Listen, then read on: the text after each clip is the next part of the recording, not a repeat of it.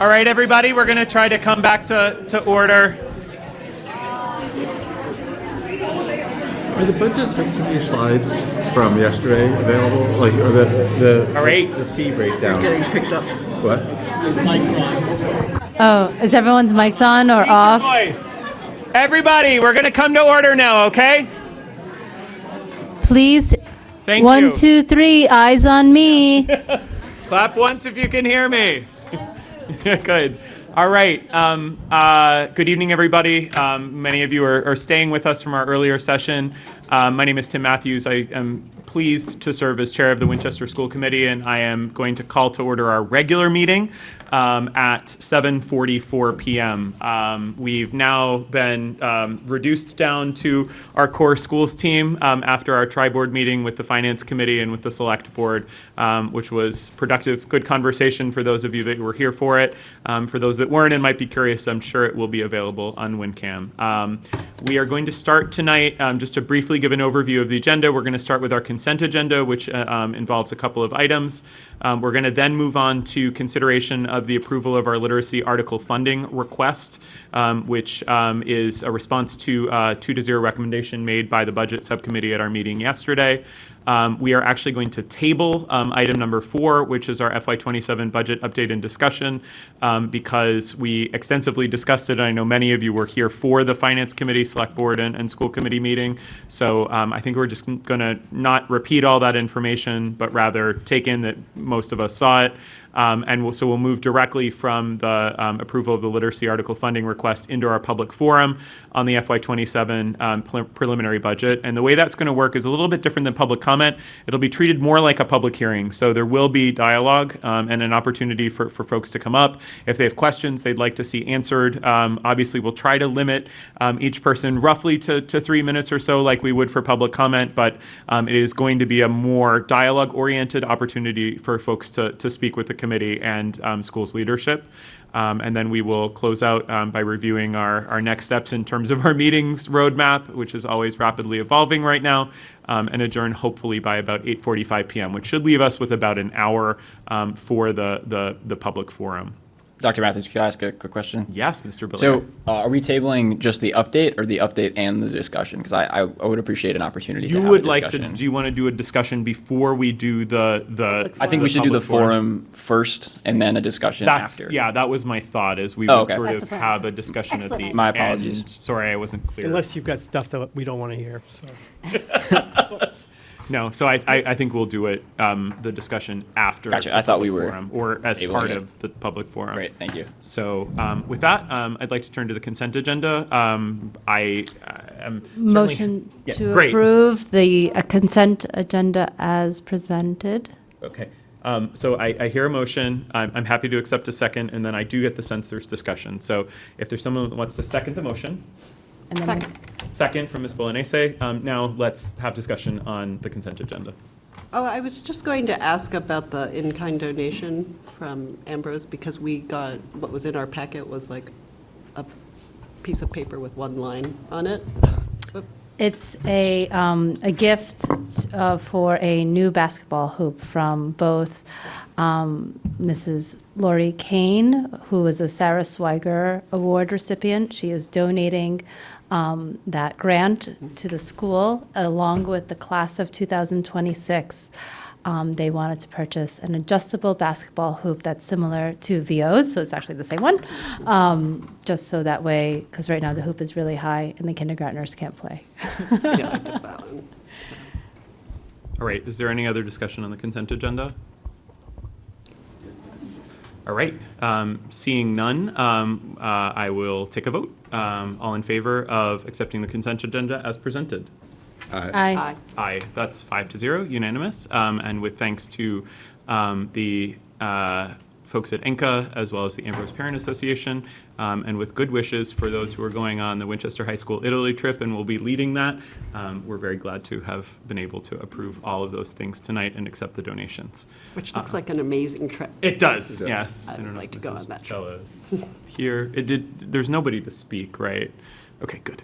All right, I just wanted to make sure that if anyone wanted to speak about that trip, they could do so.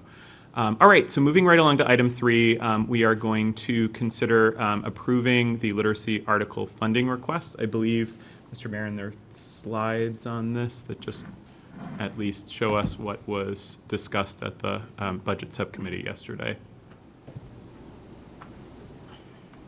All right, so is it okay if I just take this one okay, so the budget subcommittee, which is Ms. Minyarji and me, voted yesterday a unanimous recommendation to set the funding level for our literacy our literacy full rollout for elementary literacy cost at $598,540. After discussion with the town of Winchester regarding the remaining balance in the pilot funds account, the approach that was decided was we would first scope the total cost of the project, then subtract, we will spend down first the remaining pilot funds that exist, and then move on to requesting from town meeting an additional appropriation for the implementation of our elementary literacy curriculum at the remaining funding need, which our wonderful superintendent and director of finance have determined is roughly $600,000. So if there's any discussion, I'm happy to take that now, but that is the fully unanimous recommendation of your budget subcommittee is to set the number in the motion language to $598,540. So to clarify, the motion language remains the same, except that blank line will now say $598,540. Correct. So we had left the committee, we have previously voted the motion language and the background, as well as obviously earlier the warrant article. And so now we are just filling in that blank that we left in the motion language. I'd make a motion to revise that article amount to $598,540. Second. Second. All right. All in favor? Aye. Aye. All right. That's a unanimous vote. Thank you so much for that. And with that, we are going to move on to our public forum. Before we do, it's not explicitly on the agenda tonight, but I would like to just sort of take my prerogative to make some more chair remarks, because I think there's been a lot happening over the last week. I want to begin by acknowledging that this is a really difficult moment for our community. You have all seen that we've experienced packed meetings, robust debate both offline and on, and at times there's been real tension in this room and beyond it. Families are worried about their children's classrooms. Educators are worried about their livelihoods and their ability to serve students. And many in the community are frustrated about the direction we'll need to go in the wake of a failed override, frustrated about communication, and about whether we'll be able to move forward with a commitment to equity at the forefront. All of those feelings deserve to be acknowledged. At our last in-person meeting, more than 100 community members filled this room to speak about the proposed changes connected to Morocco and the broader budget situation. That level of engagement, in my view, reflects something that's really important: people who care deeply about this district and about making it through this challenging time in the best way. Many of you know that I'm a developmental psychologist who focuses on early childhood and elementary education. And I've spent a lot of time over the past 15 years thinking about how children experience uncertainty and change. What we know from research is that children are remarkably resilient, but that resilience depends on the adults around them, creating a sense of stability, predictability, and calm. Right now, whether we intend it or not, and I certainly include myself in this, our collective anxiety can ripple outward. And so part of what we can try to do as educators, as leaders, and as a broader community is to model the kind of steady, thoughtful problem solving that we want our children to learn. That doesn't mean minimizing the challenges that are in front of us, because they are significant. Like districts across Massachusetts, Winchester is facing rising costs and financial constraints in the face of a failed override that is forcing these difficult conversations about staffing and programming. They require us to consider options that none of us would choose in an ideal situation. At the same time, I want to be very clear. The scenarios that have been discussed publicly are part of an ongoing planning process. They are only final decisions once they are discussed by this board at this table. Our role as a school committee is to examine all of our options carefully, to ask hard questions, and to move forward in a way that is both educationally sound and fiscally responsible. With respect to Morocco Elementary School, I know there's been particular concern about the possibility of some grades temporarily relocated, about the timeline for a feasibility study, and about how decisions are being made. It's clear that in some cases our communication has very much not met the moment, and that has contributed to frustration and mistrust. We need to own that and do better. So where does that leave us? It leaves us in a moment that calls for both urgency and patience. Urgency because the issues are real and time sensitive, and I can commit to you that everyone sitting at this table is flat out working to their maximum capacity. Patience because thoughtful, responsible decisions, especially those affecting young children and educators, require care, data, and deliberation. Most importantly, it calls for a recommitment to how we engage with one another. We will not all agree on every issue. In fact, reasonable, passionate, and committed people can and do disagree about the best path forward. But we can also choose to engage in a way that is respectful, that assumes good intent, and that keeps students at the center of every conversation. The most important thing this table can provide right now is not perfection, it is steadiness. It is the assurance that the adults in the lives of the children of Winchester are working together even when things are hard. That is the standard I am holding for myself, and I hope that it is one we can hold collectively as a community. Every member of this school committee was either recently a student or is a parent. We will continue to share information as clearly as we can.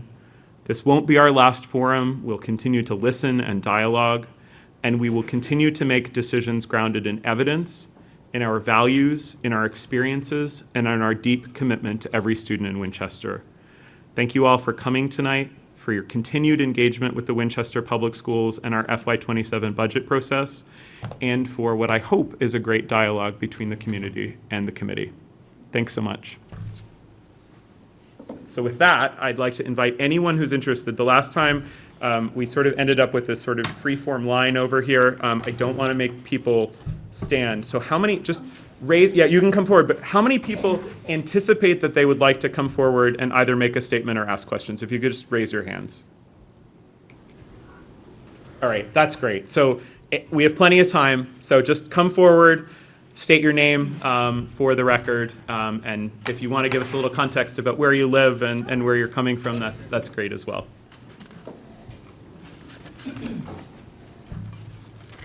Good evening. And oh, if you press the button on the mic. Yeah, sorry, it's not on. When it's green. Yeah, there we go. Good evening. Can you hear me? Yeah. Yeah. Thank you for the opportunity to speak.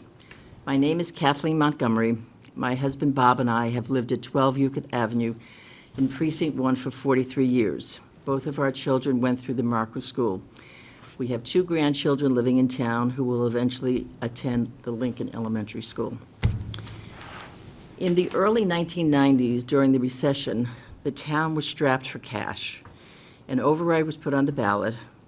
The then administration recommended closing the Vincent Owens School.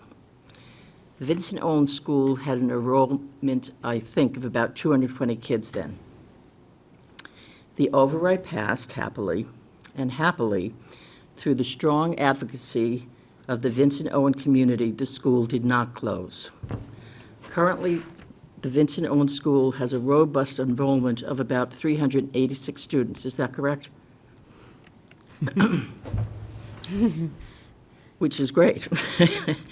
I think we all have to be cautious about cyclical enrollment, not viewing temporary dips as permanent conditions. The consequence of closing a school is permanent. On from closure to renovation. It is no new news to anyone that the Morocco School building is in dire straits and needs renovation. The disagreement seems to be around when to begin the process. I respectfully disagree with Dr. Beckett and the school board members who voted to postpone consideration of Article 27 at this spring town meeting until the fall town meeting. As you know, Article 27 is the feasibility study for Morocco School, which is one of the first required steps for the Morocco renovation project to begin. Sadly, the override didn't pass. My husband and I have voted for every override. However, if you read the mood of Winchester voters correctly, the failed override should not have come as a surprise.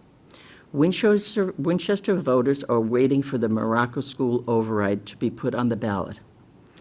If another override is put on the ballot in the fall without the Morocco renovation process starting, I anticipate another lackluster response from the voters.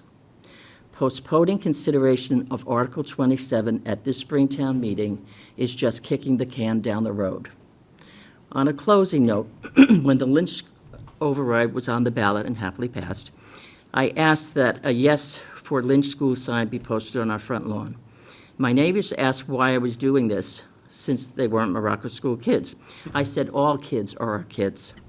Morocco school kids and the Morocco community need your support now. I hope that all members of town meeting will vote favorably on Article 27 at this spring town meeting. Thank you. Thank you very much.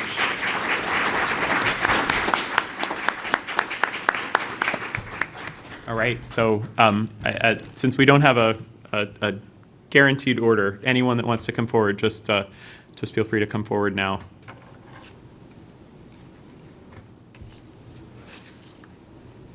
And you can even sit, there are many extra chairs, so if you want to sort of line up in the chairs to make things easier, that's okay too.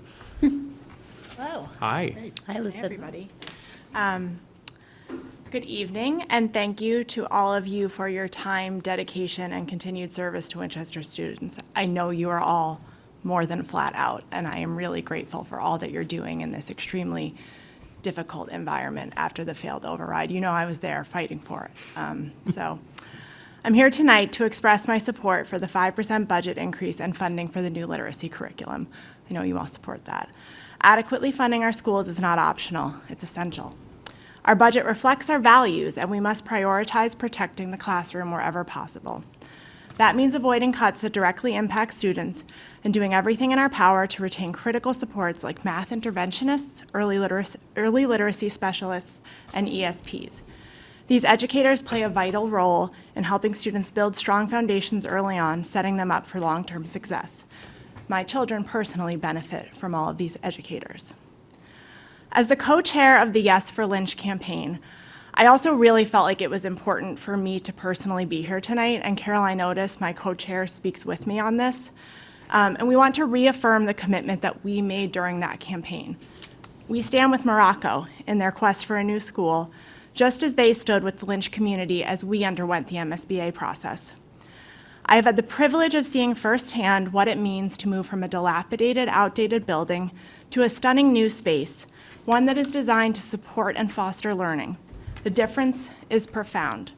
When the environment aids students rather than hinders them, students and educators thrive. On a cold January night back in 2023, Winchester passed the debt exclusion to fund the new Lynch. And at that time, we issued a statement that ended with a rallying cry, on to Morocco. Morocco's time is finally here during this eligibility period. Let's do everything we can to get shovels in the ground as soon as possible. Thank you. Thanks so much.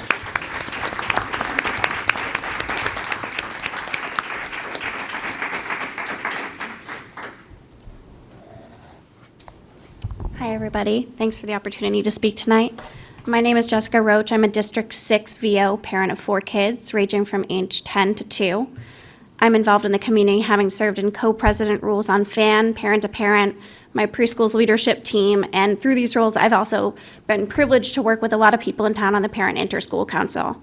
I want to express my support and gratitude for the new literacy curriculum, thank the administration for the hard work to fix the erosion of trust and the lack of formalized curriculum that's impacted Winchester students over time, and the necessary professional development to preserve that work.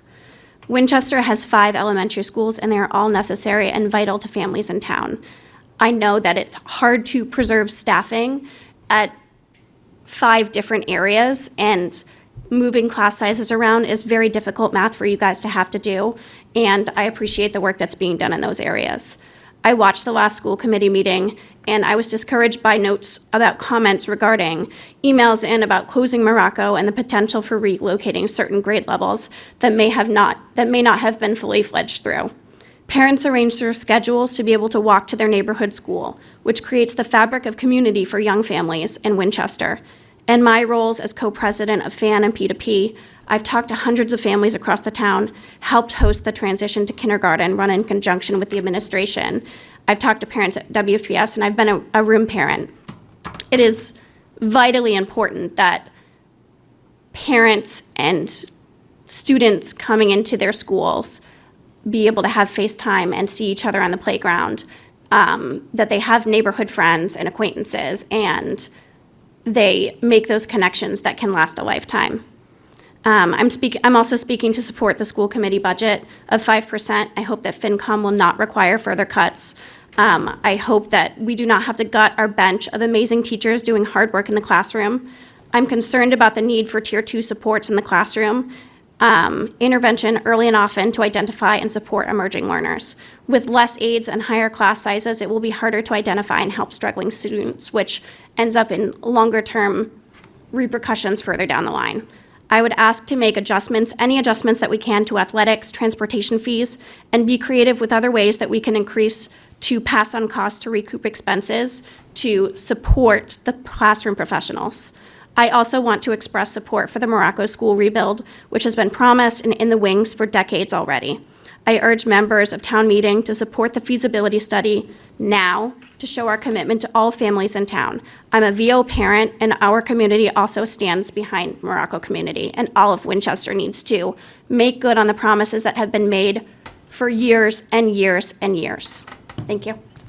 Thank you.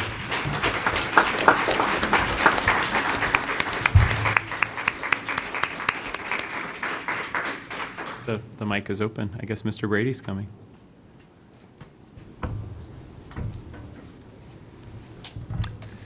Good evening, Seamus Brady, 15 Clematis Street.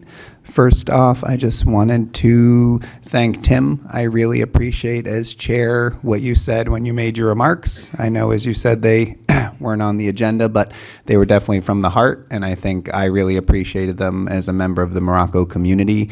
I think often I see it as a leader in education, there can be a hesitancy to apologize, but I have found, particularly in the world of special education, but just in general, that is so meaningful because we don't expect anyone to be perfect. I am very far from perfect.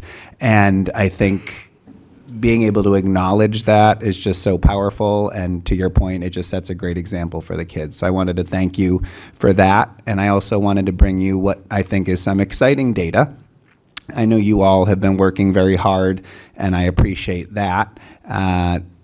You may or may not know, we now kind of have a group of Morocco families and other engaged folks in town who have been working very hard on what you might see on some of the signs over there. So we're kind of working on 3 yeses. We're talking about a yes for your 5% budget that you've worked so hard on, so we're strongly supporting that.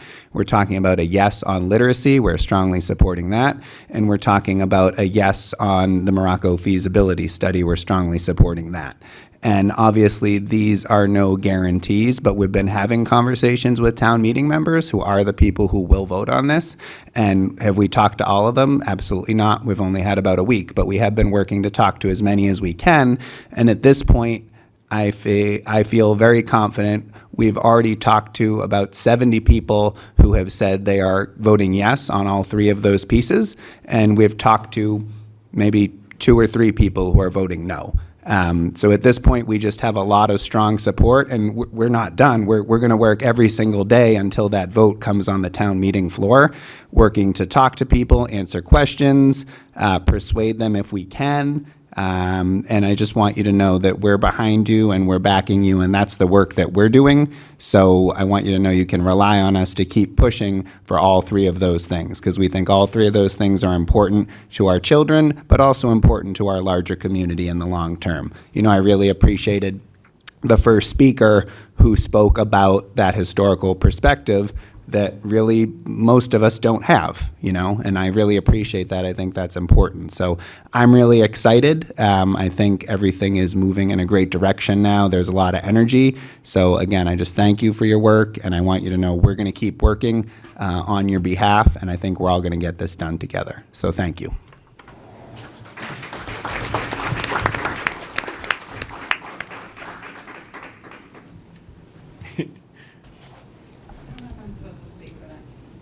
You can also ask a question. You can also ask questions. This is an open, I mean, just to be Okay. clear, I mean, I don't want to, because, Hi, everyone. The next, sorry. It's gonna I be just- a conversation. Yeah, this can questions, also be yeah. a conversation. So for the next two big meetings, I love that. this one as well as on Tuesday after we come back from April vacation, these will be more structured. So if there are questions you'd like answered or discussion points for the committee, we're happy to take those as well. So. Okay, awesome. My name's Alyssa Loring Torella. I am a Morocco parent. I have a second grader who's currently hiding under a table. She wants to leave. I have an incoming kindergartner. I have a 2-year-old at home. I do have a couple questions for you. So the proposed cuts for K to 5 are about $591 a student. McCall and Winchester High, have you guys looked at those numbers? Like a per student? No. I'm assuming that it's a little bit closer to 500 at McCall, rough math in my head, and then Winchester High, a lot less than that. So looking at K to 5 students and the just incremental growth that they have from the day they walk into the building, and most of them are, let's be honest, still having accidents, to the time when they're in 5th grade and they leave and they're like mini humans. They make such dramatic growth changes. Cutting math specialists or interventionists is, I think, probably a pretty terrible decision, which I know it's something that we fought for a long time. It's not going to help increase our MCAS scores. And let's be honest, why do people move here? It's for the schools, right? If you look at data from everybody's favorite UMass Donahue, which I have pretty much memorized at this point, the majority of people are moving here with school-aged children, which points to them moving specifically for the schools. My worry is that if we are dramatically increasing our classroom sizes, getting rid of math specialists, we're going to tank our MCAS scores, and then it's no longer going to be a, top of the class type of place to be for schools. I'm getting a little dramatic here. I will say nobody uses the paper towels in the school anyway, so if you want to just cut that out of the budget, all the parents. Because they repel water. How many parents here have sent in paper towels or money for paper towels? Because nobody likes what's in there. They probably haven't bought paper towels, to be honest, in a long time. I know. Probably the same ones from the 1990s. So if you need to know what to cut out of supplies that FinCom wants you to cut, we're happy to give some input. And then lastly, regarding Morocco feasibility, I know it's a question, I think a lot of people are lumping it together with the budget, which I've spoken to a couple of you about. I think that it is a separate issue other than budget. I know we need to get to budget first. But Morocco feasibility is huge for me and my family and the Morocco community and the whole town, because overcapacity is not a Morocco problem. We're talking about this enrollment decline, but if you go to 4 schools, which Dr. Hackett, you have said we cannot go to 4 schools, then every school is at overcapacity.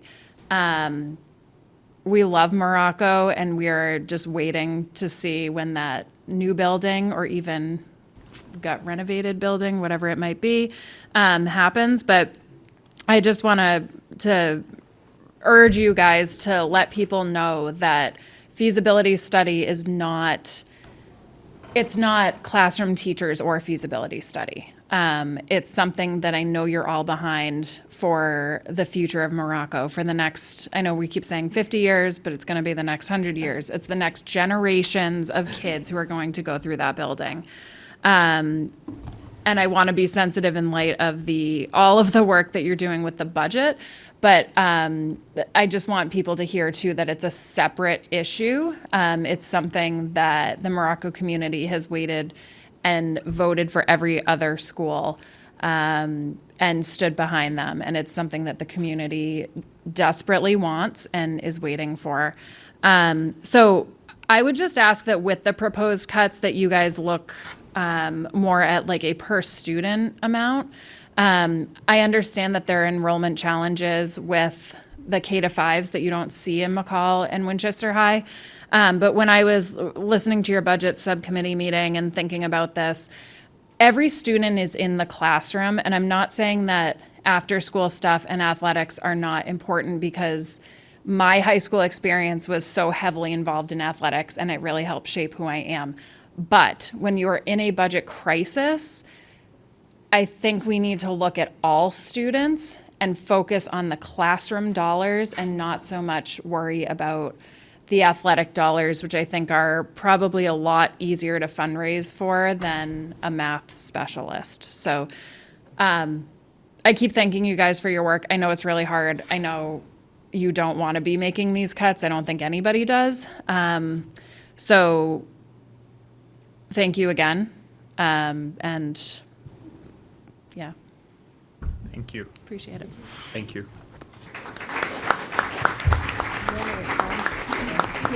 Yeah, sounds like Dr. Hackett has. You want to some- stay, Alyssa? Yeah, you can Dr. stay. Hackett And, answers. I'm not going to ask you And- questions, so I don't. Yeah, now it's our come turn. on forward and sit. There's plenty of seats, friends. So So, first of all, you and I have talked Yes. multiple times, and I appreciate everything you said, and I especially appreciate the reaffirmation that everyone around this table wants a new Morocco. And I think that the question of when the feasibility study is voted on at town meeting has turned into an assumption that there's something afoot and that the Morocco building isn't going to happen. And I can tell you, I can't speak for anyone, town meeting or select board, there's nobody here who has ever said anything about not moving forward with Morocco. We've been not helped by narratives that have been put out, and that the thought of, or just putting it out there that closing Morocco is something that we should look at, has also, just because at some point it just starts to feel like one big thing, right? So I know this committee is committed to it. As you said, we cannot go to 4 schools.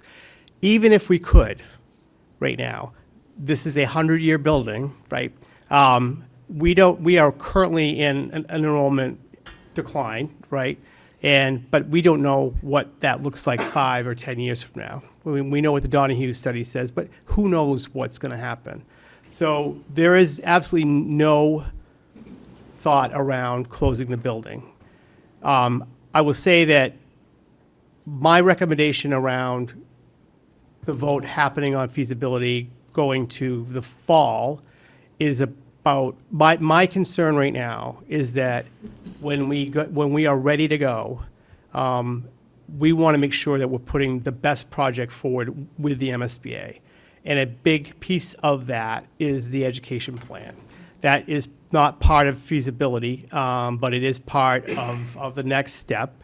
And we want to make sure that, because they're going to work with us to design what we want. And that's what's great about the MSBA process. I am also concerned about just, we need to really evaluate our overall district enrollment. And we have buildings here. I don't think there's a building here. I mean, we're taking up space in Lincoln. Business office is taking up space in the high school. I don't think there's a building here that is not using spaces for something other than what they were designed for. And ideally, that's what we want to do, purpose-driven spaces. So we do have to look at our enrollment distribution, and because what we're seeing in Morocco right now with the population doesn't look like it's going to change anytime soon. And it's a function of the fact that it's a neighborhood school. So we do have to talk about redistricting, and I'm going to say redistricting tonight, even though I said districting because I was trying to not get killed. But we have to talk about redistricting, and for a lot of reasons, not the least of which is to also provide some relief to other schools. But we also need to make sure that we are maintaining a sustainable enrollment at Morocco. That will very much be a part of the conversation with the MSBA, because one of the first things we get to is design, what they call design enrollment. Lynch was design enrollment. We actually pushed back on the initial MSBA number.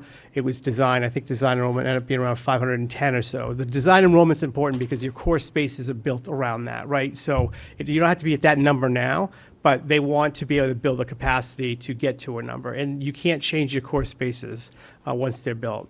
So I feel an obligation, and I'm the one who pushed to even submit an SOI for Morocco when a lot of people were saying you're never going to get it approved because you're still trying to close out Lynch, and this committee supported it. It was not an argument to get the support.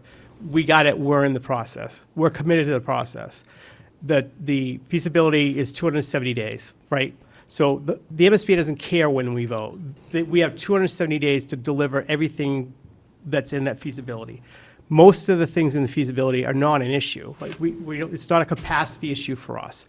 What I'm concerned about is the next step, because once you're done feasibility and you go into eligibility, then you're off. And we want to make sure that we are setting ourselves up for success, and even starting to click off some of the parts of I'm sorry, I'm losing that feasibility.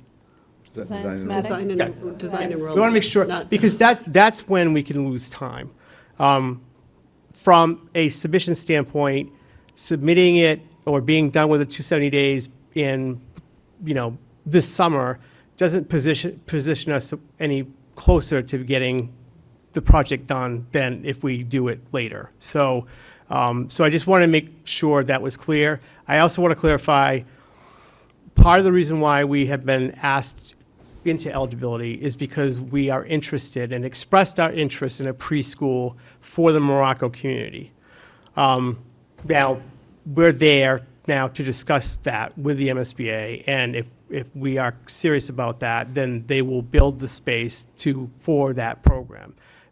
We don't have that existing now, so we just need to make sure that we have the time to put that together. But I want to be clear also that this is not a district-wide preschool. So we're not building spaces for every preschool eligible student in Winchester. It is a building for, it's a design for the neighborhood that Morocco serves. So just wanted to make sure everyone's I have three understanding. follow-ups, if that's okay. It always comes in threes. I got 3 kids, I got 3 follow-ups. So in regards to the timeline, so as you mentioned, it doesn't matter when we vote, spring or fall. We sign the paperwork November 27th, and that moves us into the next phase. So we're not looking to move ourselves up. It's a question of, do we vote at town meeting now, knowing there have been some challenges with override, or do we vote in the fall, knowing that there's a potential additional override coming in November? So I just want everyone to kind of mull that over, because there's a lot of uncertainty and knee-jerk reactions still with all of the budget stuff. Understandably, it's a lot of work and it's a lot of numbers.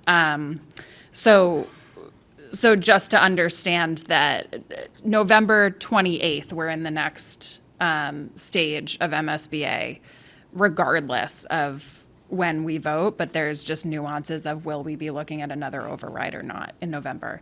2 additional things. So pause on that. Oh, yeah. Because I just want to be clear. So that is when the 270-day period Yes. expires, right? Yep. But, so I think there's 2 things to say. One of them is, and you, both Mr. Marin and Dr. Hackett can correct me on this, but once there's an affirmative vote for the feasibility funding, there's a new, so can you just sort of explain, like, once that vote, affirmative vote is taken at town meeting, what the sort of transition that happens is in the process? Like, Does it what change your level of what engagement? what does it change? And I guess my second question would be, because there's so much, there's like 4 things I want to parse out of your first of 3 okay. things.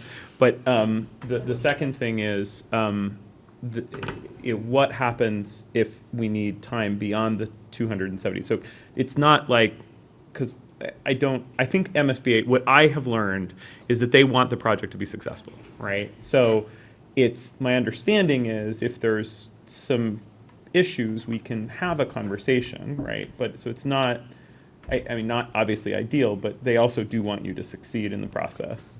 And then I guess the third, so I'll just pull on 3 threads. See, I told you. Yeah, it always ends up with 3. But the other thing is, I mean,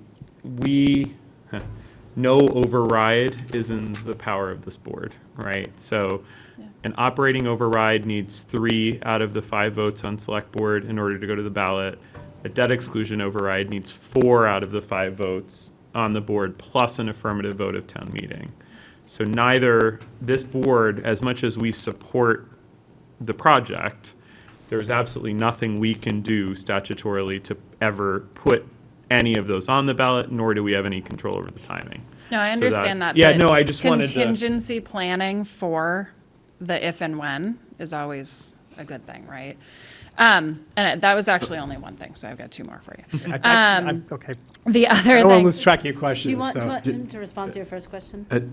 which I I'm- mean, we talked about this earlier, so I am correct, right, in my statement that nothing changes whether we vote in fall or spring. Correct. For our timeline. We have 270 days It's November to get through 28th that the feasibility. next, yeah. Okay. I will say this, if we were in a different place, if Yeah. the overhead passed, which I was anticipating it was going to, like many of us, right? Which is why I came out initially for, let's shoot for the spring town meeting for the feasibility funding. Because if it had passed and we knew what we were working with for a budget, which is going to affect what we put in that building, then we could potentially have gotten in front of the MSBA in October Right. to move on or to feasibility, right? So, Which was great that we had positioned ourselves for that. right, And right. now But we're that not was there, also up so in the it's- air, right? So they meet yeah. the issue with the MSBA is they meet every 6 weeks, and they don't always do like their business meetings. Sometimes they meet. So you've got to hit the timing, and they want everything about a month ahead of their meeting date, too.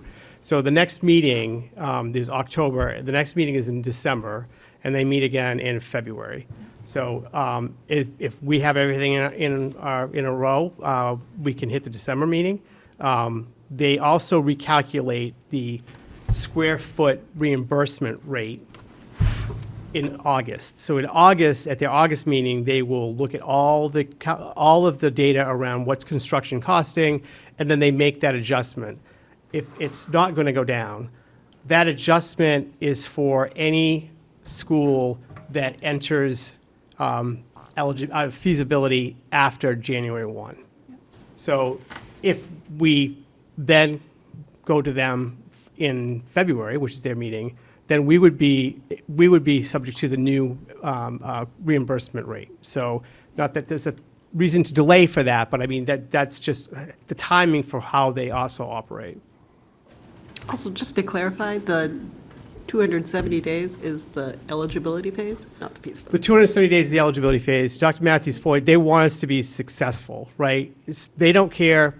They have the date when we have to have that done. And if we're off 2 days, they're not gonna, it's not gonna be a problem. So, and we can have everything ready to go up to that point. So, yeah, that's what it is. But if we had to extend it, they do. They want to work with us. They want us to be, they picked us because we have been successful with projects. So just to be crystal clear, if feasibility should be approved in spring or in November, shovel-ready Morocco date is approximately the same. Yeah, I mean, Yes. that would be correct. Can I- Right. Can I also just, one other clarification, because I know money comes up sometimes, and $1.5 million sounds like a lot, but the amount that would be in the ban and the draw, we're talking a much smaller number, and it's a number that we're going to pay, whether we do it now or in 6 months. And I would let other people answer that question. I have that number if you'd like. Okay. I think it's closer to like $100,000, Yeah. but after reimbursements is 70. Yeah. Ish. So it's a much, Pay a year. it's not about the money, is the point. Right, yeah. And then I just had 2 other things. So when we were doing the literacy project, you assembled a group of parents, which I was somehow chosen to be on that. Still don't understand how, but it was great. Great experience. And I thought that the work that was done was really top notch because of the group of parents who were assembled had these incredible backgrounds in education and consulting and finance. And I would just urge you to lean on the community. If you guys need help with any of the work that's being done, I know that you all have smart minds, but if you need additional supports, this community is full of really smart people, many of whom are willing to work on a volunteer basis for the kids. So, and then just again, I would just reiterate, if we could look at not just cuts coming from K to 5, because it really feels like we're Yeah. stuck in the K to 5, that would be great. Okay. And can I just address that? Sure. Because initially, so the K to 5 reductions in the sections are enrollment driven. That's not to say there aren't a couple that we might not in a normal year have taken, but it does not put, as we showed earlier, our class sizes out of whack. The initial range for the reduction in our ESP paraprofessional, I think, was 12 to 15. That is no longer the case. So the only ESP's positions that will be reduced are one of the 2 elementary building aides. At COVID, the elementary schools picked up the additional and was needed, and so there is not an instructional support ESP position that is up for anywhere in the reduction, other than we are eliminating one section of kindergarten. So with that elimination, we do not need that aid, obviously, because the classroom's not there. So just want to be super clear about that. I am more worried about FY28 than I am next year, and so our choices around what we reduce are really important. And the enrollment at the elementary level is not getting bigger. The bubble is now making its way into the high school, which is already understaffed from the perspective of just the schedule and the offerings and just the conflicts that happen in the schedule because we do not have enough staff in certain areas. So that is why, from my perspective, I wanted to protect the current staffing there, because if we cut it now, we're going to be adding it back later, and that just doesn't make any sense from my perspective. So all the cuts hurt. Nobody wants to be doing this, but I feel good as can be in this situation that we've not eliminated any program, that we have. I know the math specialist is the biggest issue, and I know this committee will probably have future conversations about it. But I just want to make that point because in athletics, you're right, and that's still in conversation. And one of the conversations tonight is about athletic fees. Yeah, and we had. I just came from the other room where they were talking not 5%, which is terrifying. Yeah. Yeah.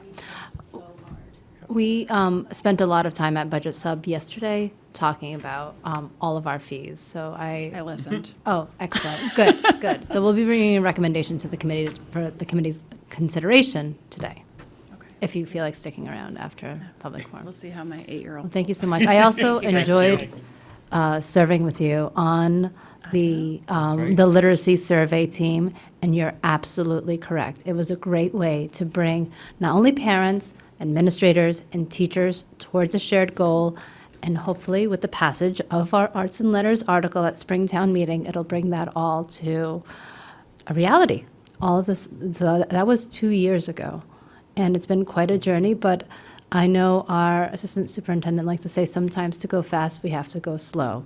And it was really that thoughtful process that brought in now this program that our K to 5 students, with the passage of the article, come this September. So thank you for your continued work to support our community. Of course. Happy to do so. You can certainly stay, but the mic needs to go. Oh, okay. Thanks. I know we just talked about the K to 5 cuts, but I just want to say thank you. For those that are leaving, thank you. We really appreciate you coming out tonight. I'm just going to make that disclaimer now because I know that folks often have other things they need to run off to. So we really appreciate everyone coming out. Look forward to seeing folks in the future. Go ahead, sorry. That's okay. It's nice to be back. I was here last week. You guys are probably going to be sick of hearing about early development from me before all of this is over. But if I could make a case for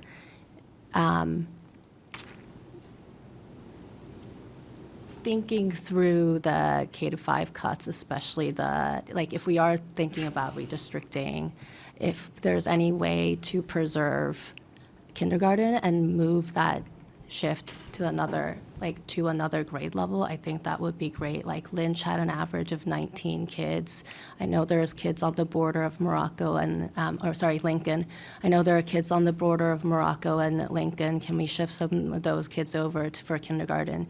Because, so I was looking through the plan for next year, and I know, my oldest is gonna get talked about a lot, but the reality is he's going from a classroom environment where there's and Dr. Hackett, I know you said this was ridiculous, and so I fully acknowledge that.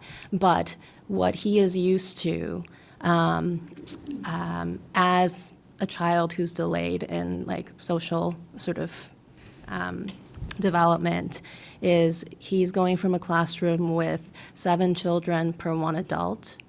And he's going to be, because you're going from 3 sections of kindergarten to 2 sections of first grade, with, I think, 20 to 21 children in each class, he's all of a sudden going to a much busier classroom. And so that's going to be his reality. And as the kindergarten class is coming in, now the cap is at 19 and a half. And I'm glad that you guys have preserved the aides because that really changes my thinking. But and then there are, 5th grade sections that are 16 per class. And I just want to say that,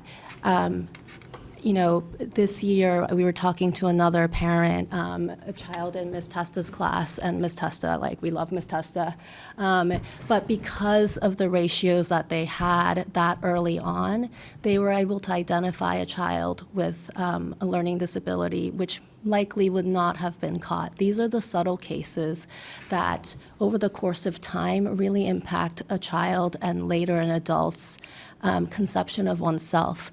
That window closes at age 13. So if we're able to intervene on a child's neurodevelopmental sort of deficits before the age of 13, then they go from conceiving of themselves as a resilient adult, as a competent adult, and that's the difference between considering oneself as a failure, as someone who can't do things, and I think that really goes to show why it's important to have lower ratios for younger children, because we know that also, I shared this at the Finance Committee, human children are born so helpless, and without adult care and supervision, children perceive of lack of interest, lack of positive regard from adults, from people that they care about, as a threat to survival.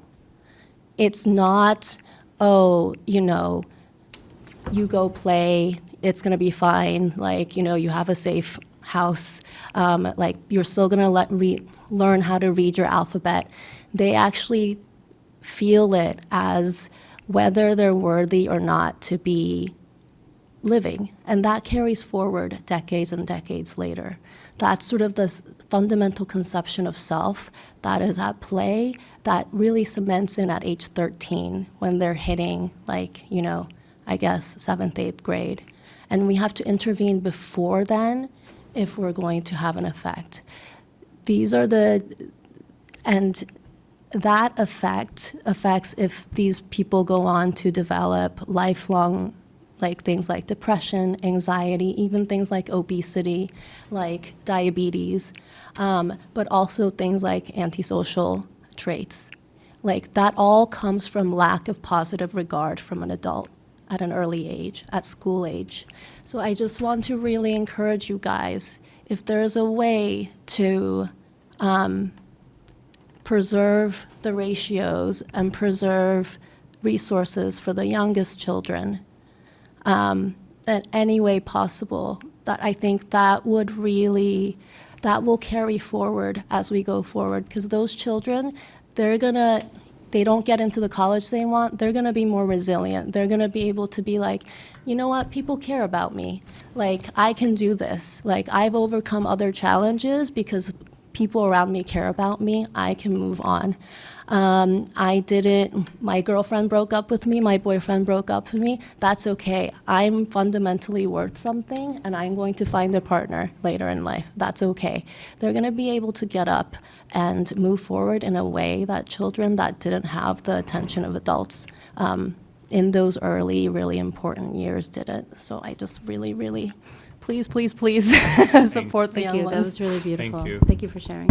And if I could just clarify what I said, it's not ridiculous. I would love 13 kids in a classroom, but we have to have it in every school, right? That's the unequal balance, and I understand every school and every kid has different needs. So I would love to move in that direction, but we also need to make sure there's some level of parity among our schools and class sizes too. So I appreciate your comments. Yeah. I just think about the delta, the changes that a child experiences is also really important versus the absolute numbers, I think, because going from that environment to a different environment is different, and that, if we were to break it out over a couple of years, that would be fine, but just immediately having that happen, I think, is difficult, especially for the young. Yeah. And I understand that there has to be. Thank you. Thank you. Thank you. My turn? Welcome. Your turn. Yeah, you have Awesome. the mic. Mr. Yeah, McKenzie. awesome. My name's Craig McKenzie, for those of you that I know almost everyone. I'm a math and technology teacher at the high school. I'm wearing my WEA shirt tonight, and it's good to see a bunch of WEA members, but I'm up here speaking on my personal capacity, so I thought that would be important to start. So 2 comments and a question.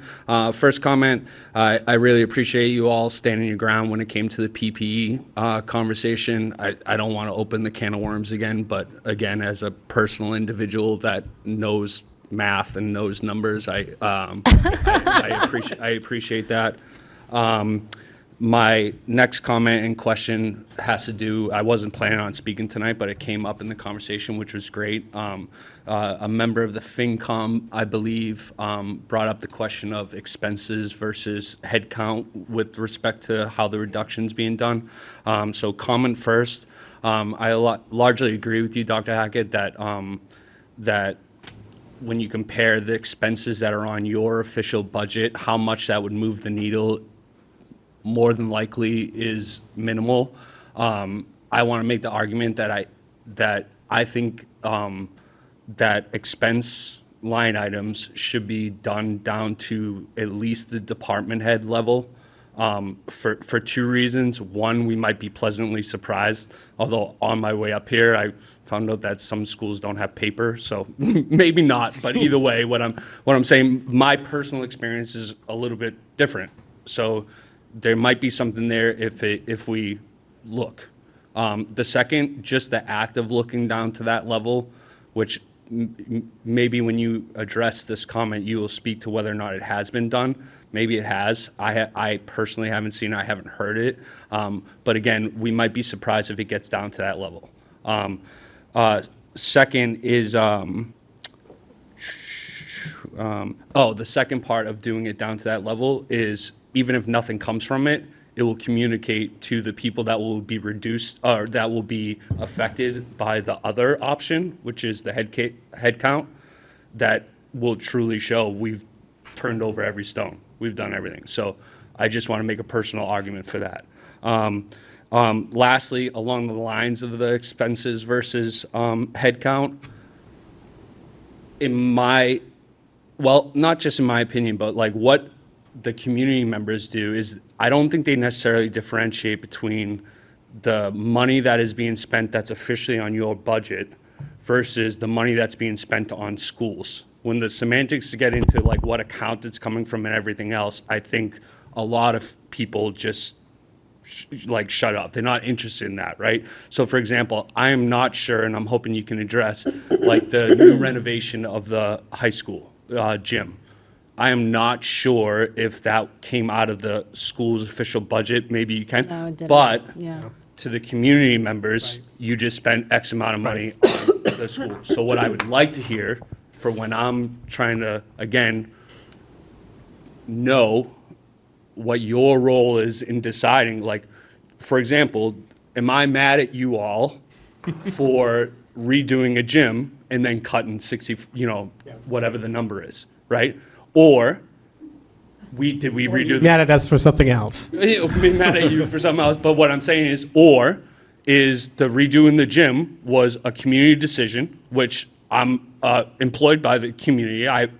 That's their decision that they get to make, and I live with it, right? It changes how that is, but either way, going back to like communicating to us that truly the RIF is the atomic bomb scenario when it comes to the WE, well, again, to me. To you. Okay? Right. Teacher. So anything that you can do to communicate what your role is in deciding where the money gets spent before you're cutting whatever the teachers are that were on there, I think would be beneficial, and I just want to give the opportunity for you to speak to that.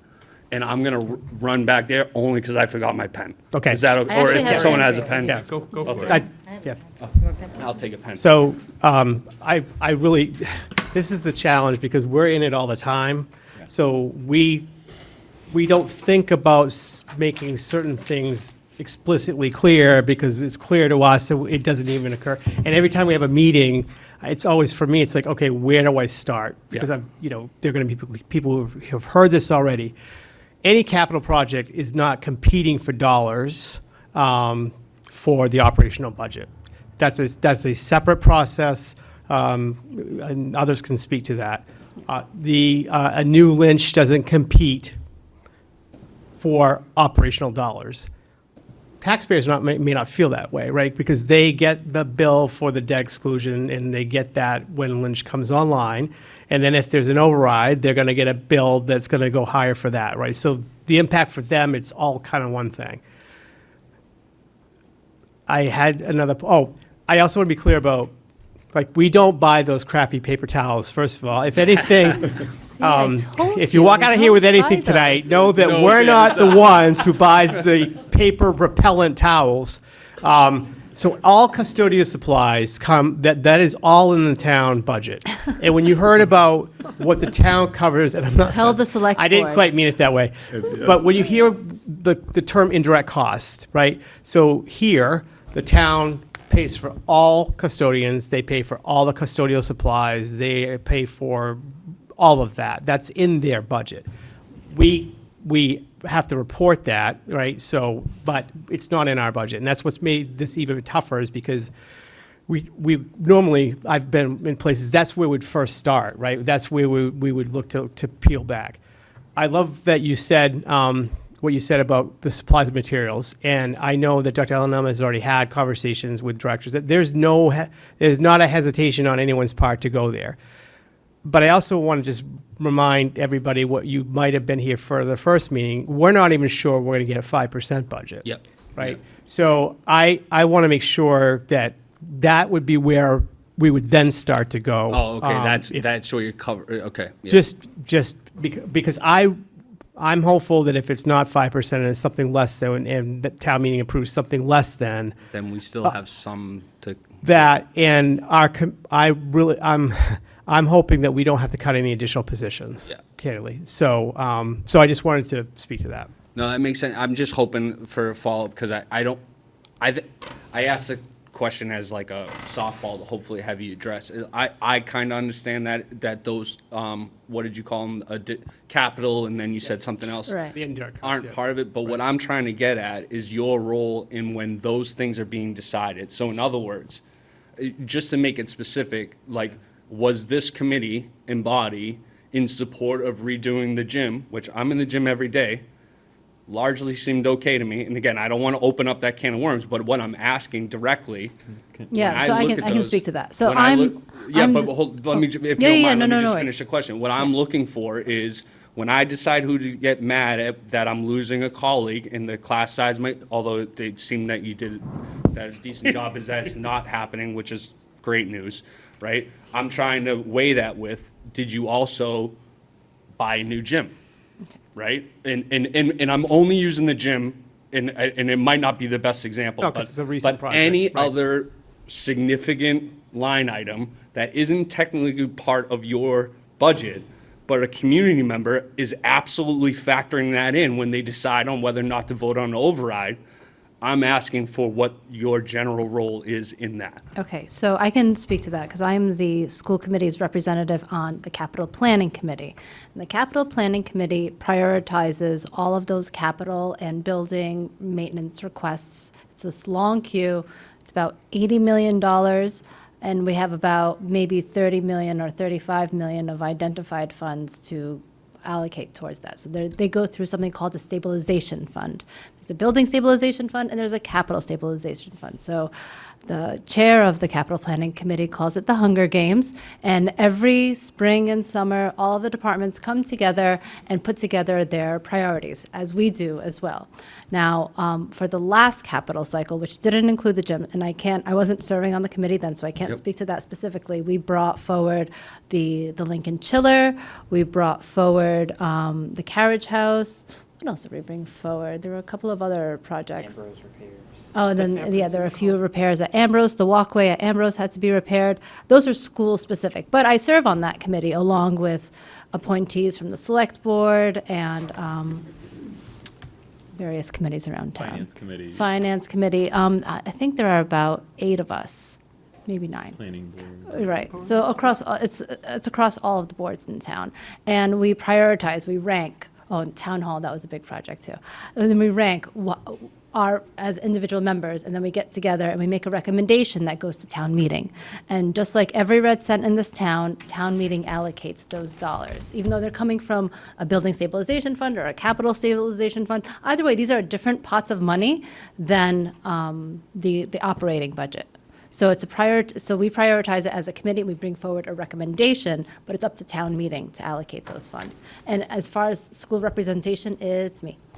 Okay, well then I'll ask directly, were there any things brought forward on this year that we're about to do reductions for FY '27? Could we know what those are? For the stabilization funds, That the school committee voted to move forward with those projects, like, and again, I'm purposely using hyperbole here, like fixing the sidewalks. right, so that, they were, Was voted on and moved forward by the school committee at the same time that reductions are being considered. so that was done in the fall. So at fall town Within the meeting, year. that's when, so we didn't really know what was going to happen with the override then. Fair We enough. have one remaining item that'll be brought forward. I think it's just one remaining item that was left There's over from high the school last capital concrete- period. High school concrete and the carriage house. Right. So 2. So those are left over from the fall. We brought them forward for the spring because additional work needed to be done. There was also a demolition delay, but those funds have already been, Carriage house. for the carriage house, correct. But those funds have already been allocated. Yep, And fair they're enough. signed, sealed, and delivered. But but you're correct. So our discussions in June, when we're looking at what are our capital allocations, we'll absolutely be we'll be considering that as well, because part of the override was an allocation to capital. So yes, it was like 9 million towards operating and then 2.5 towards capital. So that's how they're kind of separate. I'm going to make one more comment. Again, I'm going to keep making the argument that they're not, but I understand what you mean when you say. Yes. They're on separate line items for the budget, but to me, as a voter on an override, they're part of a school system. So, time check, it's 8:55. I just want to make sure, so is everybody who's current, we have 4 more Hey, folks you at the definitely got table? to cut me off or else. I'll No, be- it's okay, because I want to make one more comment, but I want that to be the final word on this, if that's okay with the committee. So we have 4 more people here. Is there anyone else that's currently sitting out in the audience who wants to speak tonight? I want to just commit to, if this is it now, and if you would like to come to the table, now is the time to do it. Otherwise, I'd like to commit to finishing out the remaining 4 folks and then having committee discussion. All right, I see Ms. Conti is running around. So come on to the table, and then we'll kind of, if everybody's okay, we'll commit with that slate of folks being it for tonight. It's not your last opportunity. We'll have a standard Zoom meeting next week with public comment, as well as a larger public forum on Tuesday, the Tuesday after break. So, but I just wanted to, in conclusion, one of the things that's challenging about these processes, so I've now been on a town meeting for 5 years, and one of the things that and full disclosure for those that don't know, I live in the Morocco neighborhood, so, I represent Precinct 1. One of the things that I think is super challenging is that there are these sort of pots of money that are allocated just to a specific purpose. So, I mean, we have our select board chair is sitting next to you right now. I don't mean to put her on the spot, but especially around capital projects, there's sort of a locking in of those funds specifically for dealing with the capital process. So, I think, as much as folks have heard me say multiple times from this table, core educational instructional resources first and everything else second, that only applies within our budget, right? So the thing that's interesting about Winchester is that there are some things that touch the schools. For example, DPW maintains the school buildings through custodial and purchasing those lovely towels. But that is not in our budget, nor do we have control over it. That's managed through the Director of Public Works. There are other things that are not part of our budget. So we can go, Stephanie is our representative on the Capital Planning Committee, but ultimately we have to not only get that committee to agree with our hopes for prioritization. They never prioritize everything we have on our list. Right. But also then the Capital Planning Committee has to request from town meeting to do that. But those funds are, Ms. Brady those funds are locked essentially to capital. Like by law. By law. It's not like we can say, take this $300,000 out of the stabilization So fund and save the math you're correct. interventions. Correct. You're Yeah. correct. So the money in capital stabilization fund and building stabilization fund are designated towards building projects, which are very clear, capital projects, which are a little bit less clear, roads, sidewalks, big technology expenditures, things like that. Capital has committed to have a very narrow scope of things this year at town meeting because the override did not pass. So I was itching to say this. Do you mind if I? Yeah. Okay. Do you want to roll right into your comment? Or I fully unrelated, but I will. Yeah. Okay. I was going to talk about my date with Noah Wiley in 5 minutes. So. Oh shoot. I love him. So what overall happens at town meeting, as you were probably gathering from the conversation with FinCom, is that they talk about the budget and they're recommending from their perspective what the overall budget should look like for schools and municipal expenditures and all of these pieces. And they are considering that in the scope of all of the free cash that the town holds. And so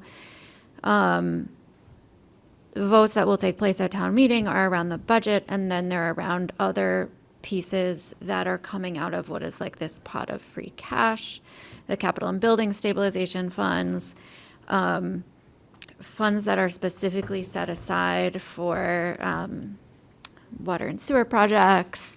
That's my favorite, water and sewer projects.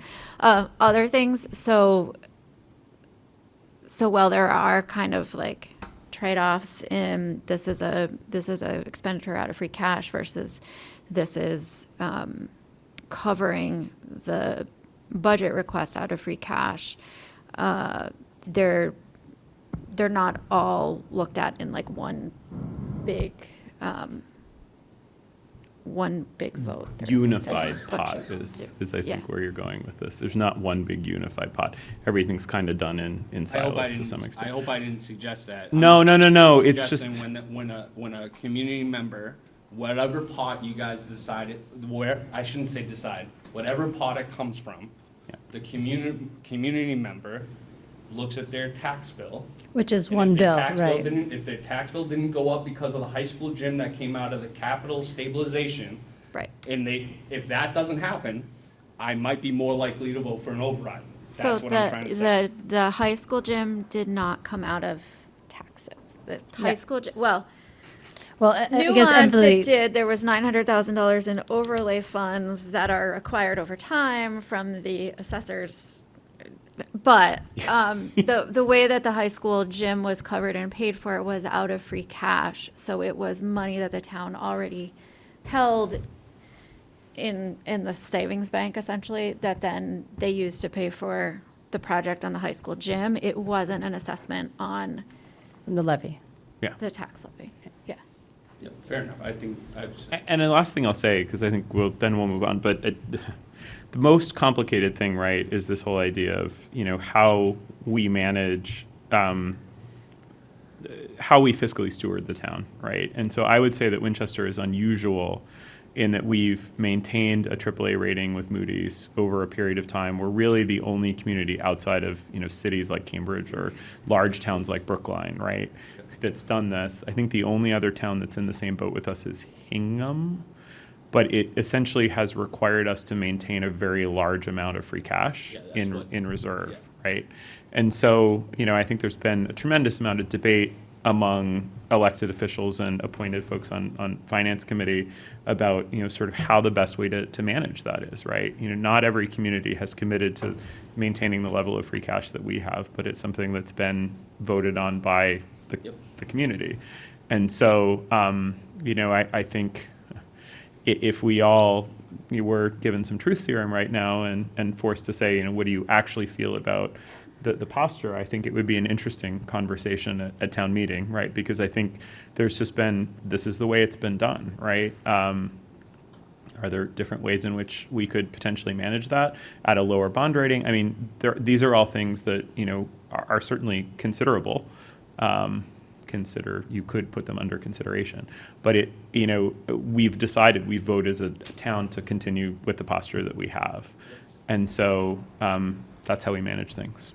Definitely. So, thank you. Thank you very much for coming out, for all you do for our kids too. I'm not leaving. I'm just going to. Great. I don't know exactly in what order you all were hoping to speak, but yeah, maybe we can go over. Maybe can we do 1, 2, 3, 4, 5? Is that okay? And Ms. Conti can bring up the caboose. Hi, Right. my name is Lainey Zamor. I'm an Ambrose parent. And I have a few requests. So the first, I was in the first I want to say thank you all for having this forum. This is awesome. I was just hopping between the finance committee meeting and here, and it really sounded a little very discouraging in terms of kind of where they're leaning. And so I guess my request from you all would be that 3.8% budget. A lot of us are working to reach out to town meeting members and really advocate for the 5% budget, but it would be a lot easier for us to do it if we could understand what the delta is. And we've seen all these charts of what the 5% budget looks like, but actually what does the 3.8% budget look like? It's 800,000 approximately. Sure, but more than the numbers, what does that look like in terms of roles? Not good. Pardon? Not good. No, sure, but I think that if we really want to make the case to town meeting members, and I think the financial committee is going to come into town meeting, and a lot of them are going to be saying, hey, we need to project this. We can't dip into free cash more than we already are. And so we need to be able to come back and say, this is what the $800,000 actually means. I think that would be really meaningful in terms of advocating to town meeting. And then the second request is that I think some creative suggestions have been made in the tri-board meeting, and I'd love to hear some, or not tonight, but I'd love to see some serious consideration of some things like fundraising. I know that we don't want outside organizations to cover things like teacher salaries, but there are, there's the literacy curriculum, which a lot of it is a one-time cost. There are things where I think there are a lot of people who are eager to help, and it seems like we could there's a lot of momentum right now, at least among parents, and I don't know, I would like to understand what the timing of that would make sense. Should it be happening before town meeting so we can go in and say, hey, look, we raised this much, and so you can give us this much more? Should it be after town meeting once we see what passes or failed? But I'd like to have that be seriously considered. And then the final thing I'll ask is kind of the previous, oh, he's gone, but the man who just spoke was. He's still here. He's just in the back. Yeah, he was, sorry, I didn't catch your name, but. But you can't come back up. He was just asking for or part of what he was asking for was this really transparency in what everything, we've turned over every stone. And I think, a lot of us have been talking about the K-5 versus high school, and I think that the answers have been kind of high level, high school is over-enrolled, but as much as possible, if we could actually see okay, we're losing the 2.5 elementary math specialists. There's been questions, I know Mr. Belair on the April 9th meeting, and then a lot of the public commenters in the April 9th and 14th meeting have been talking about, hey, what about high school electives? What about that? As much as possible, kind of really showing the public that every stone has been turned in the high school, rather than just saying like, high school's over-enrolled, we're not going to look there, which is kind of the vibe that I've been getting. I think that would be really meaningful in terms of like building trust. So those are my 3 points. Thank you so much, and that's Thank it. you, Lainey. Can I actually, so I just want to make a point. So one of the things that's interesting to me is that we've kind of had to do these processes in parallel. And so one of the major things that the budget subcommittee has actually been doing is looking at athletic fees, which is going to almost exclusively, it does exclusively impact our high school students. And so there's, there's I just want to say this is not 100% a response to your question, but because tonight will be the first night we've discussed this at the table as a full group. But the budget subcommittee has been working on fees for, it's like 3 meetings since the override failed, and then for like years before. So I've only been on the committee for 2 and a bit years now. But one of the things that's challenging is that the 5% budget already assumes that we cover the $320,000 deficit we have in the athletics budget for the high school. So our choices essentially are to either close that through additional fees that are levied on families, or to cut programs. And so there will be, obviously it's not at all equivalent to instructional core activities. I don't mean to suggest that, but there is going to be an impact on our secondary families in a pretty significant way for those that participate in sports. Because I think this committee is going to have to decide, and I'm not going to presage what that discussion looks like. But, for my own sake, I think what I hear from the community is that there's not a desire to cut programming in a massive way. So, in the override failure scenario, we knew that we would have to, the 5% budget doesn't include that deficit, so we have to make it up through fees. So that will certainly be one piece of it where we are looking at how, there's an impact on secondary families. It doesn't address necessarily what you're saying, but I just want to put it out there that's being actively considered. We're going to discuss it hopefully later tonight. So, thanks. And regarding the fundraising piece, just as a gut check, is there openness to, my understanding is that the ask has to come from the school committee. Is there openness to that, and is that something that's being considered as one piece of this puzzle? We were just at WIFI yesterday, having the conversation like we always do, because they're one of our closest partners in the community. And all of our parent associations, we're always connected with them as well. And we go to their meetings to hear their needs and to support them, and they are there to support us as well. As one of our consent agenda items was a donation from a PTO. We are heavily dependent, almost to a fault, to a lot of these outside organizations. I think what Ms. Sorry, go ahead. Yeah, no, go for it. No, I was just going to say what Ms. Van der Vrede, the executive director of WIFI, told us last week. She. Oh, hi. Do you want to come in? Put words in your mouth instead. You were hiding back there. Do you want to reiterate because you actually came to our virtual meeting on Tuesday and made a very succinct public comment. So maybe it's worth reiterating that for those that may not have heard that public comment. Just I did not Dr. realize Chair, you were hiding back there. Dr. Yes. Chair, if we could just be mindful that we still have a budget discussion, know. and the custodians will kick us out. Yeah. Okay, They'll shut good. the lights off on us. Yeah. So I will just be very brief. WIFI is working, and we're meeting as a board and looking at what we can do. We have very strict guidelines about what we raise money for and how we distribute that money that we have to follow, or we lose our nonprofit status. So we have to be very mindful about what we're doing. We are very aware that there's a budget crisis, and we talked quite long last night about how we look at this and how we raise money. The decision of the board is that we're just going to keep working, and we're going to talk about all our fundraising opportunities. But this budget crisis is not what we are here for. We are here to do extraordinary things, things beyond a normal, typical budget. Obviously, those things can't happen if the budget is not met. We can't be doing other things on top of that. But we are here. We are happy to take any donations you have at any point, and they will go directly. Everything we raise goes back to the schools. We only donate to Winchester Public Schools. So we're here. We're working. It's like tens of thousands of dollars. A typical year is $150,000 to $200,000 that we give back to the public schools, over $6 million. And it comes in the form of author fests and professional development opportunities and enrichment activities equitably across all the schools.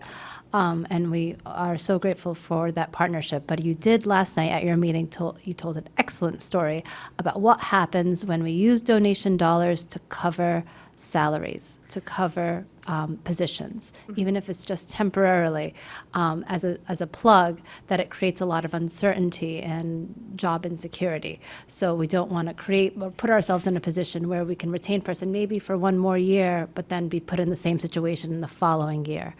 That it's just not a sustainable way to fund those positions. So I appreciated you sharing that perspective. Yes, there's a lot of historical evidence that if people see private funds pay for what should be paid for tax dollars, then people don't want to put their tax dollars to work. So Thank you. that's where we're at. All right. Thank you. If you could pass the mic down, that would be Thank great. you. Thank you so much.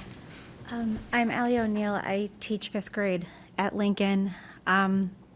Thank you for giving me the opportunity to speak, and I want to say thank you for the support that I heard in terms of class sizes tonight. Just knowing how important that is. I could be up here for a really long time talking about all the different ways that our jobs have changed as long as I've been here for about the last 10 years. I've taught in different districts. I have friends who work in different districts, and so my focus right now is thinking about the Tier 2 instruction. That Winchester ultimately is really kind of behind the times when it comes to that, and the impacts that it has on our students and our ability to support them, because that is all we want to do. We want all of our kids to be able to, for lack of a better cliche term, like do the best, like be the best that they can be. And sometimes one of the biggest issues can come from like where their confidence is. So I just want to speak to that. This year, I have a student who benefited greatly from Tier 2 math instruction. It is not an exaggeration to say that it changed her year. She didn't suddenly have stomach aches when it was math time anymore. She didn't avoid the work. She showed up early to school 3 days a week so she could be there on time for her 8 o'clock appointment with our math interventionist. And losing that is heartbreaking to us because of the impact that I saw it from one student, but as a fifth grade teacher, we've seen a pattern over the last several years that more and more kids who are older who have struggled over the years. We talk about over-identifying students and how that probably wouldn't happen if we had the Tier 2 supports that we should be having in the earlier grades. And so there are kids that the only options that we have left is to do some, a special education evaluation process and see where it takes us. And I feel strongly, and I think a lot of my colleagues, and I feel strongly that in the long run, the benefits of keeping that Tier 2 support is going to outweigh that, because we're going to be identifying students less than we are right now. And even though I just had one kid this year benefit from it, I know that many did. And I'm just glad that we were able to make the differences, that our interventionists were able to make the differences that they did this year, and crossing our fingers that maybe we can keep that going. So thank you. You said grade 5, right? Grade 5. So that student so that student was in your grade 5 classroom, presumably could have been in our district for 5 years already. Right? Yes, she came in second grade. Yeah. So, but did not have access necessarily to that support prior to this academic year. Right. And it's not uncommon. So you see students who are very strong in some areas and some students who are not in others. And sometimes that can just be, I don't know, I wasn't a great math student either. I clawed my way through until the very end. And I think it's one of those things where as that student gets older, they start to see the gaps between them and their classmates. And so even though they don't have a math learning disability necessarily, they are fully able to access the math curriculum. Their confidence at that point has been impacted so intensely that it all becomes a big mess of the same problem. So even though my student could do it, she needed that just individualized time or smaller group focused on what filling in those gaps that she needed to have. And now it's not just about her math skills, but that she feels good about it. She feels more confident in herself, and she's not trying to run away at every math block of the day. So I really appreciate you coming and talking, because I think, I've said before, it's the ability to deliver just in time or at the right time support that we are often, I perceive us to be lacking, right? Mm-hmm. Which is, it does have an impact on social emotional health. Yes. And I think, at the point, I just want to put a really fine point on the point that I was trying to make, because you said it very eloquently, but you're also a grade 5 teacher, and so I can assume that if that student's been in the Winchester Public Schools since grade 2, Mm-hmm. She also would have benefited from it in grade 2, grade 3, grade 4, and yes. maybe it would have been less of a social emotional situation. It would have been the behavior that you observed in your classroom would have been mitigated to some extent with more consistent and earlier targeted support.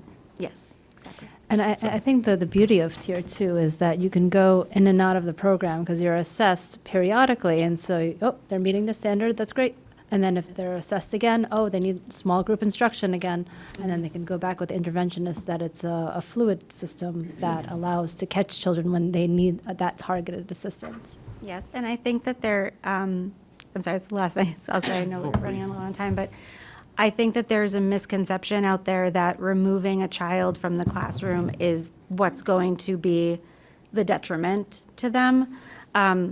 Sure, some kids, don't like it necessarily, but I feel like it's so much a part of our culture now. Like, it doesn't look strange when another adult comes in the room and takes their group, because it's just kind of what we live in all the time. So this idea of I feel that the impacts social emotionally for a child is worse when they're not necessarily pulled out of the environment just for a short period of time to be able to get that instruction that they may need.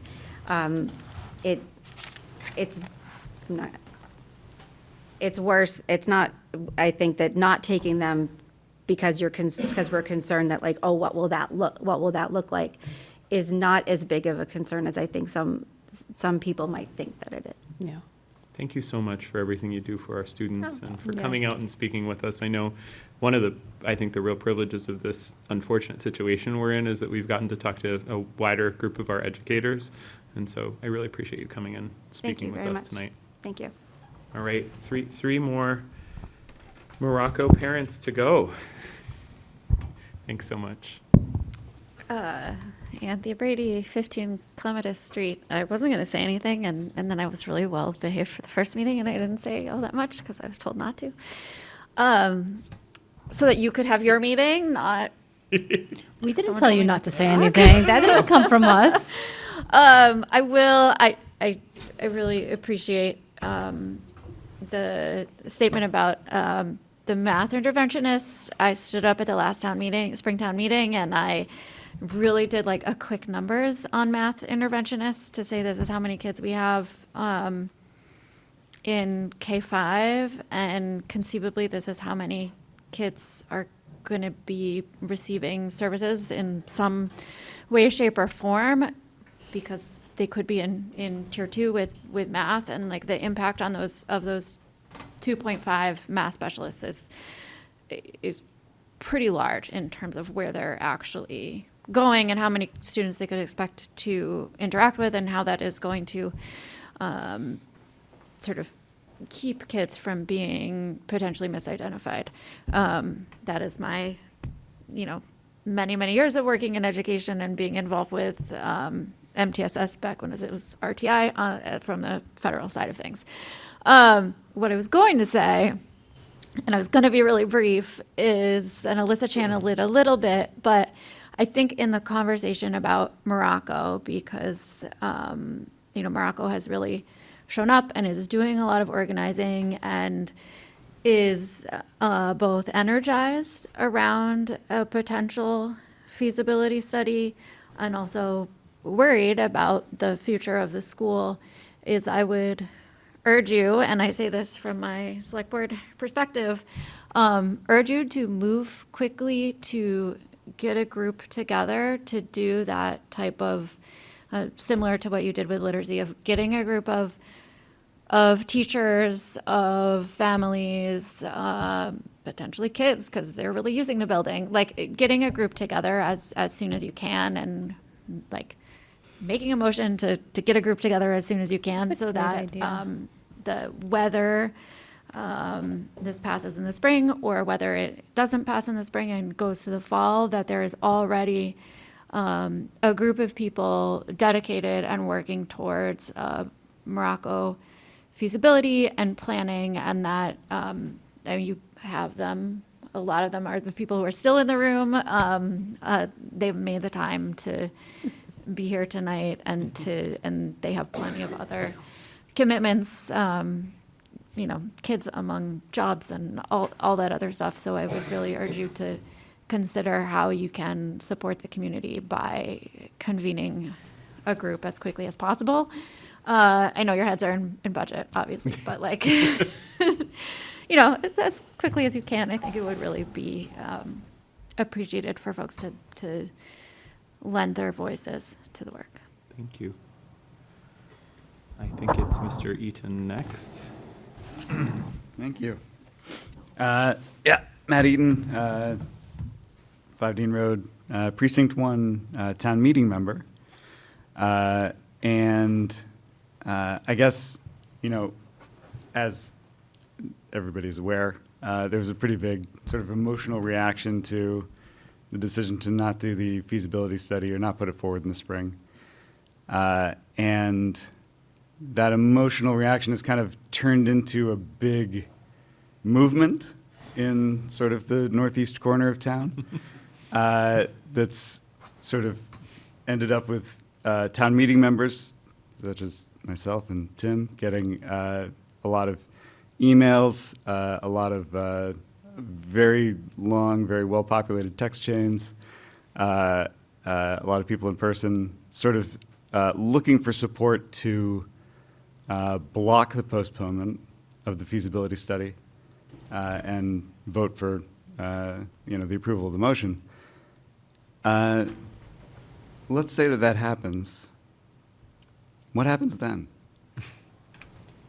And it goes to a vote. Well, there's going to be a discussion at town meeting.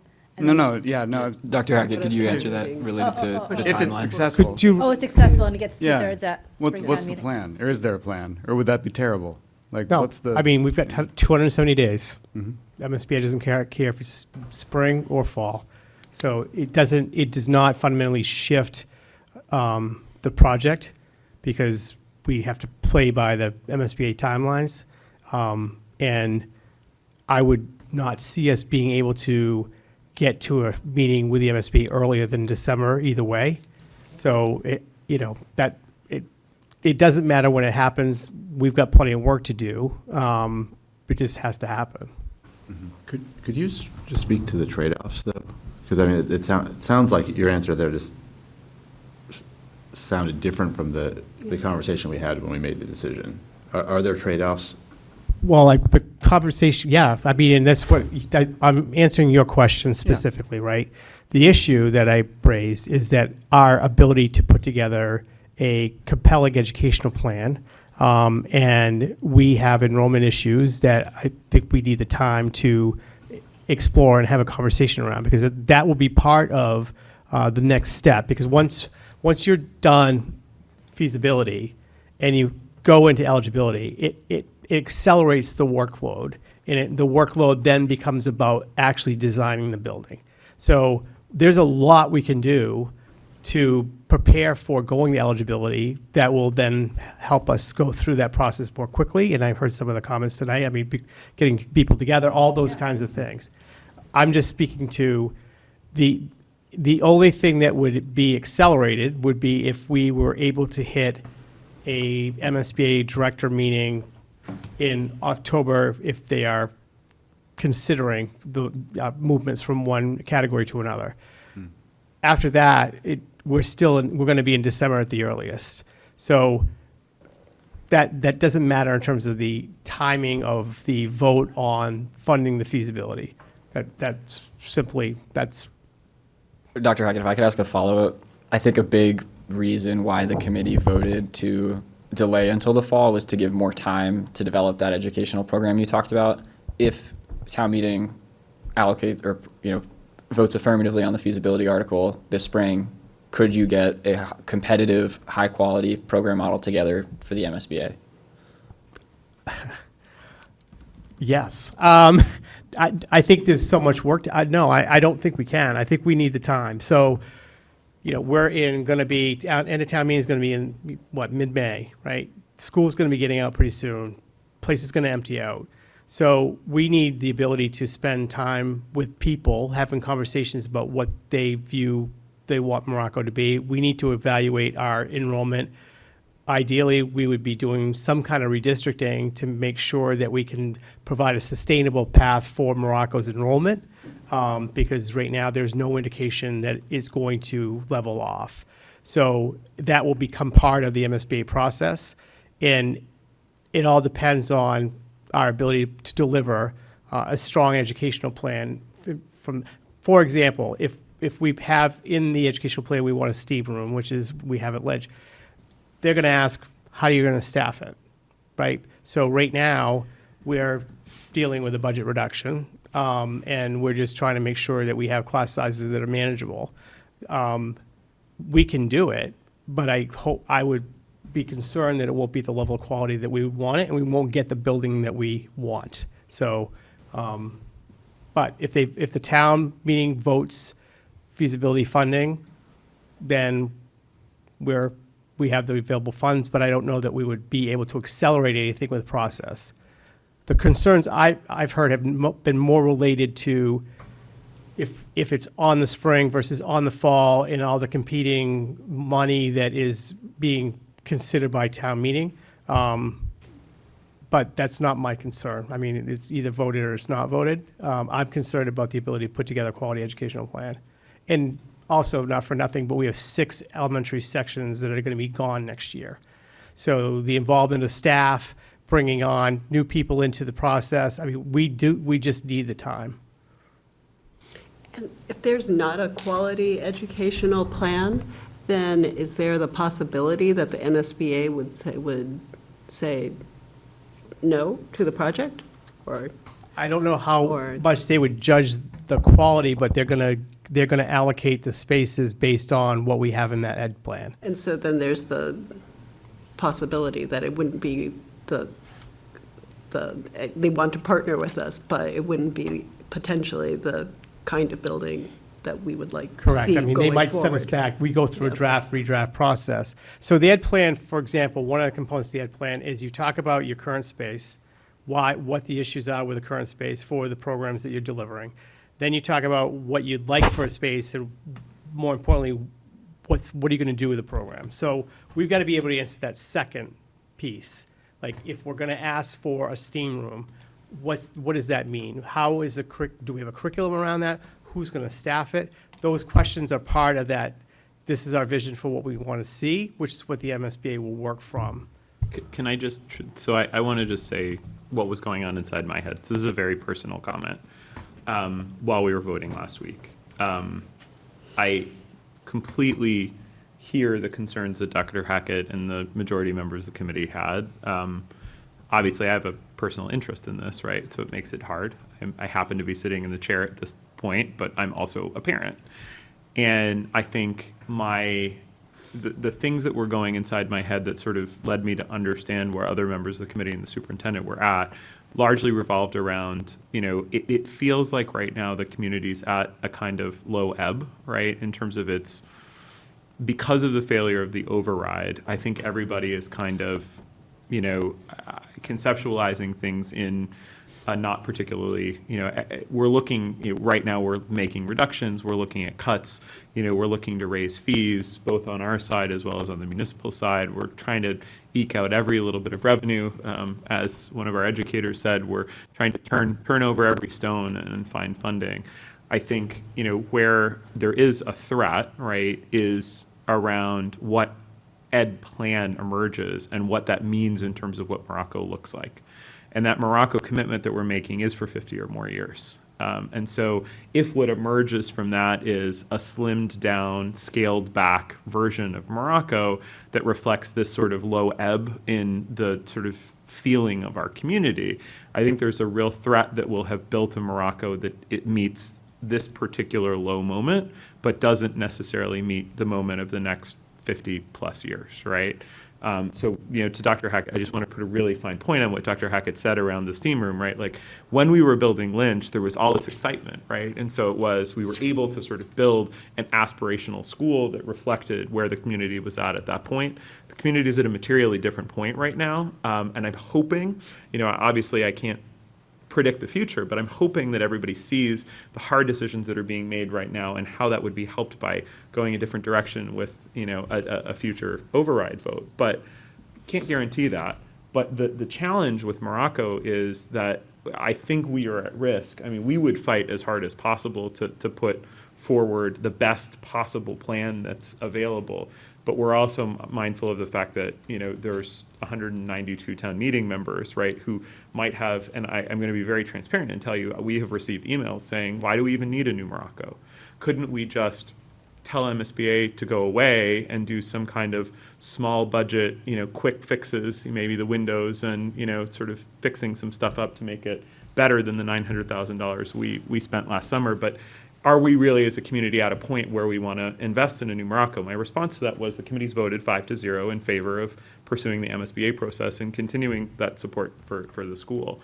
But I don't know. I mean, we're at the mercy of town meeting, right? So, but for me, I guess the question is, if we go forward now, it shows commitment, right? It shows that the committee is behind the project.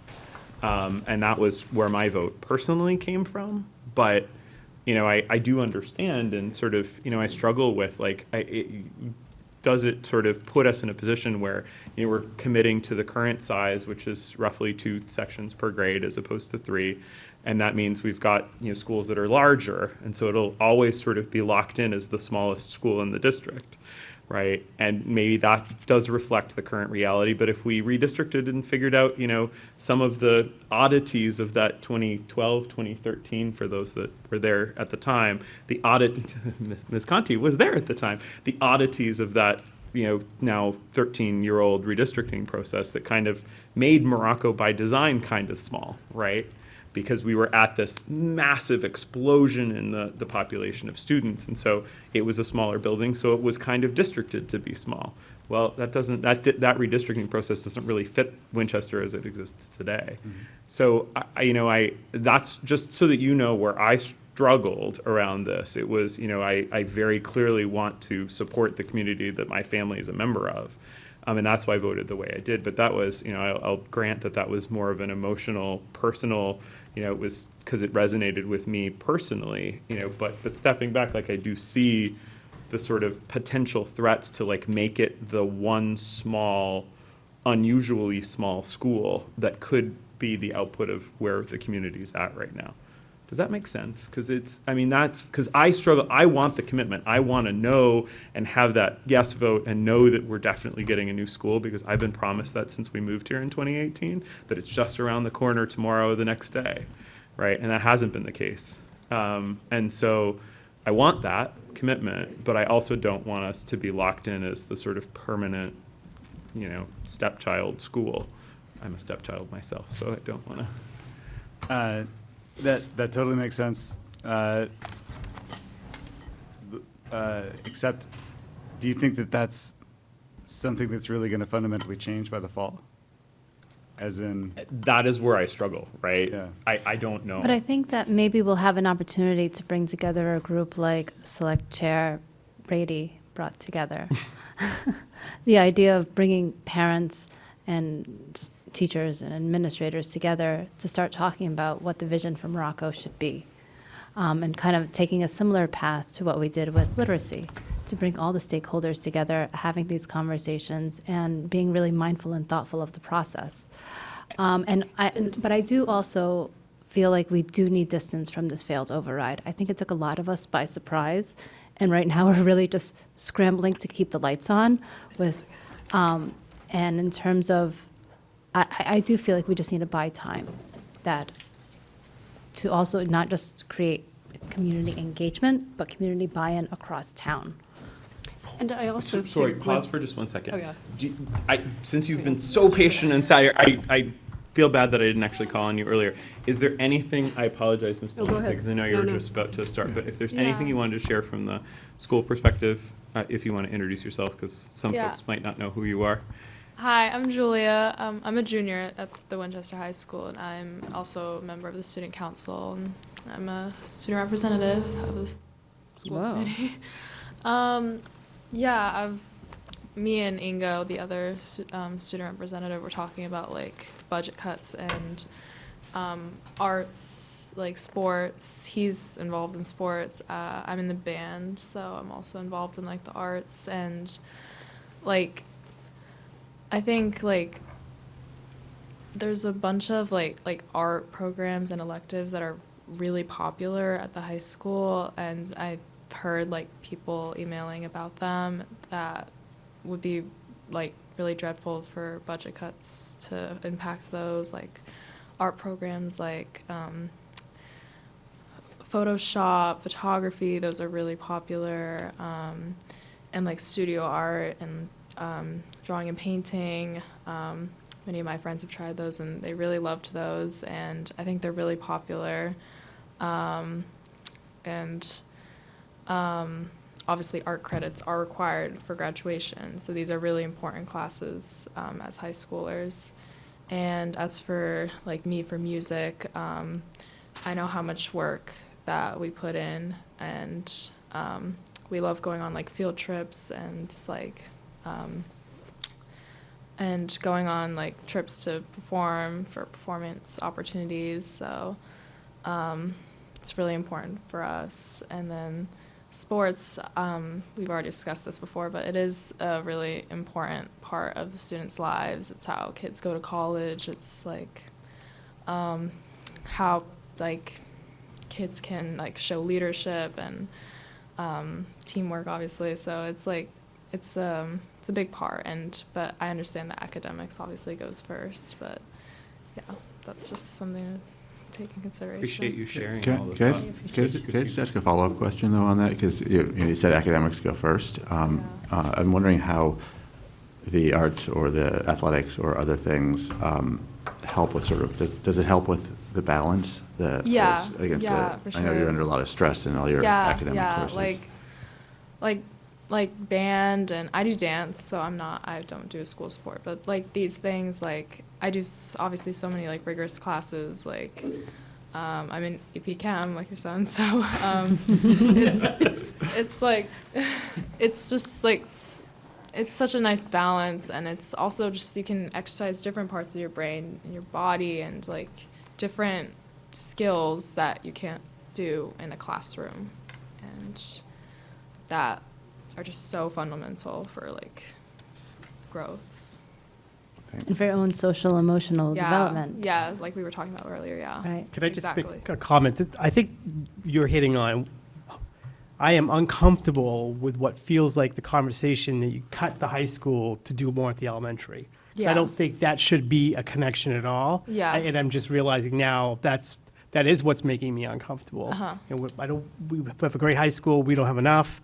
I don't think the high school should have to cut people to do more at the elementary level. So I know not everyone's thinking about it that way, but that's how I've been thinking about it, and I'm just realizing that I think that's a false choice, and I think that's what, yeah, right. I think the one thing I was thinking about while you were talking was our youth health survey. And those results were reviewed by this committee.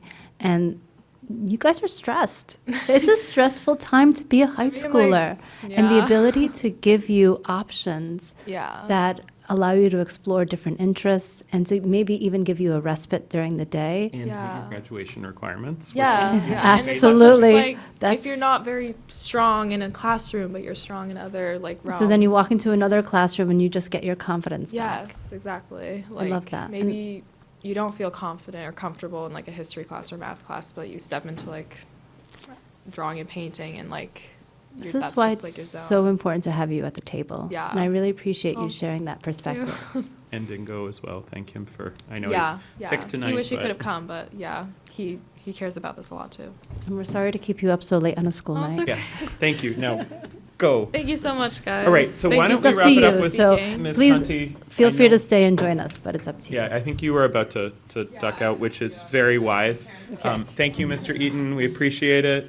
I know Ms. Bolanese had a comment. I don't know if it's still with her. It's lost. Okay, I'll all remember right. it at some Sorry, point. I apologize. No, it's I just okay. didn't That was want to lose important to the hear. chance because that was my fault for not calling on our student representative earlier. Ms. Conti, bringing us home. Hi, I'm Laura Conti for Highland View Ave. Thank you for the open dialogue and listening and engaging with all of us. I will be very brief. I kind of last minute decided to come up and take the caboose here, so I didn't prepare remarks, but I was just thinking tonight, I've been thinking a lot over the past couple of weeks, but just about how important and impactful those math specialists are at the elementary level. And I know there are no easy choices.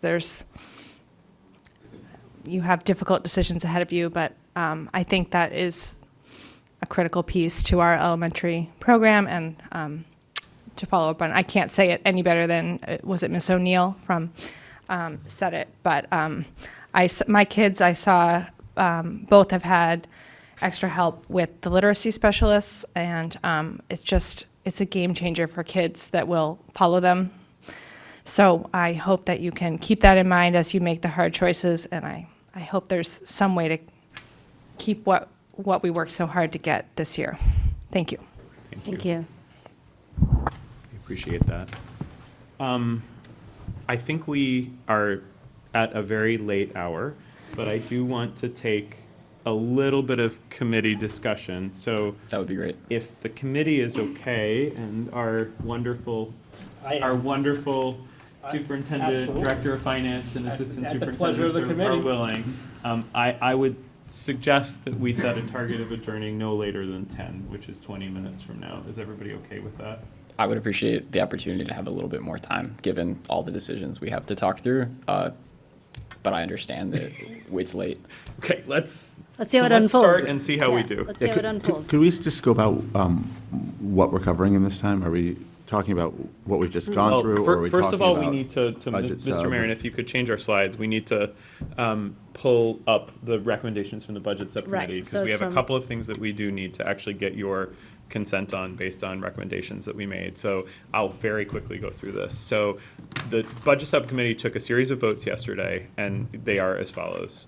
So we recommended unanimously to remove the family cap on sports fees for FY27. So formerly, we have had a max amount that a family would pay regardless of how many sports or children are participating.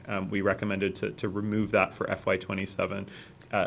And we also recommended unanimously that we should use fees to close the program deficit rather than, we did not contemplate the idea of cutting programming at Correct. this point. We didn't. So we believed that by using additional fees, we should be able to close the deficit in the budget that is not accounted for in the 5% number that this committee has voted.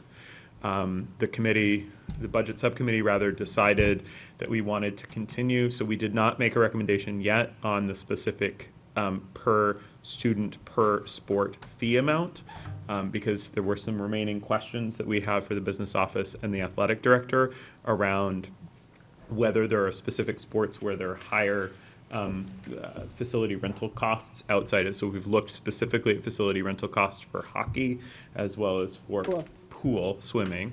And so there were remaining questions as to whether there were other high facility cost sports that we wanted to get some feedback from the athletic director on. But we did have a general direction on our fee range increase. So we would be going from $400 to a range somewhere between $550 and $600 base fee per sport per child. Plus, we would then be considering additional facility charges, surcharges for those high expense sports where we have to rent a costly outside facility. And the goal was to match it as closely to closing that deficit, the recommendation that we're making tonight, in an as equitable a manner as possible. And just a little asterisk to this slide, we came to these recommendations after reviewing our peer towns and what they charge for athletics in addition to, well, especially the family cap. We found that a number of our peer towns that do not charge a family cap. And on the flip side, of course, there's Bedford, which charges no fees whatsoever. So it's And Weston. we're definitely And Woburn. And Woburn, which Yeah, isn't necessarily Well, always they're not a peer. They're our neighbor and our But they're- rival. But like in they're terms next of like door. comparable, like in Agreed. terms of like commercial base and. Yes. So, Mr. Marin, if you could go, I think there's a couple more. So for the transportation fees, we recommended, so Mr. Marin presented a table with increased fees for FY27 that he proposed. It's roughly a 10% increase year over year, and the subcommittee voted to accept that recommendation from Mr. Marin. And then if you could flip to the next slide. We also, for those second, third, fourth meals, et cetera, we unanimously accepted the recommendation to increase the fees by 25 cents to $1 over the FY26 fees. So you can sort of see the different categories here with FY25, 26, and the recommendation that the committee accepted for FY27. That does not, just to reiterate, that does not change the fact that students First one's free. still get free breakfast and lunch for their first meal. This is only if they buy a second or third or fourth meal from us. I was shocked. They do, Having apparently in the elementary high kids, school, they I was have- shocked at how common this is. I know, I was. We have high school students, and they will eat as much, just Yes. guaranteed. And you'll find that the meal that they're given for free is only a quarter of their meal. Correct. And so for them to get a full meal. There's a very popular Instagram account that highlights Yes, each the- the meals and portions. Yeah. Definitely worth checking out.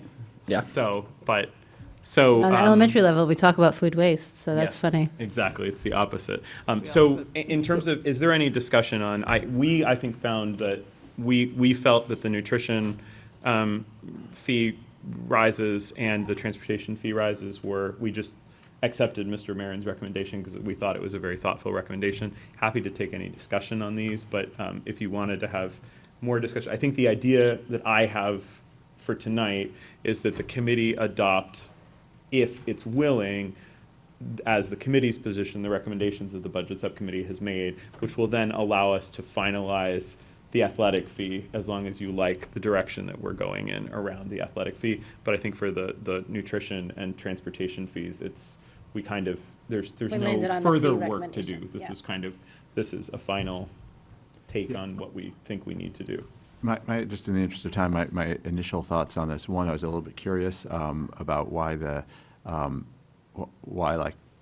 whether a staff member gets a hot lunch versus a cold lunch, why it goes up a different amount and things like that. But I'm generally okay with, I don't understand the rationale of how you came to the specific increases and.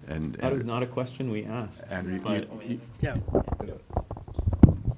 So it used to be separate, and now it's the same price, is what we're suggesting. Okay, that works for me. Yeah, I'm generally okay with the transportation increase. I mean, just understanding that we need to be increasing on athletics. I just don't have the background. I know you compared a lot of things. I wasn't able to be there live for the subcommittee meeting, and it wasn't on WinCam yet. So I would love to get more information, or to see sort of what those comps are and. I'll send you the link to that recording. Would that be helpful? That would be great. Yeah, I'll send you the recording. Or is it easier for Mr. Marin to just quickly or is there- explain where the increase came from?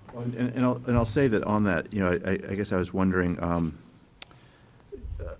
so I wanted to really understand the impact on the families, how it compares to other towns, and the impact on our budget, how far that would bring us. And get a sense. I just don't know what sort of the upside on these like additional rental fees and things are. Could I make just the thought?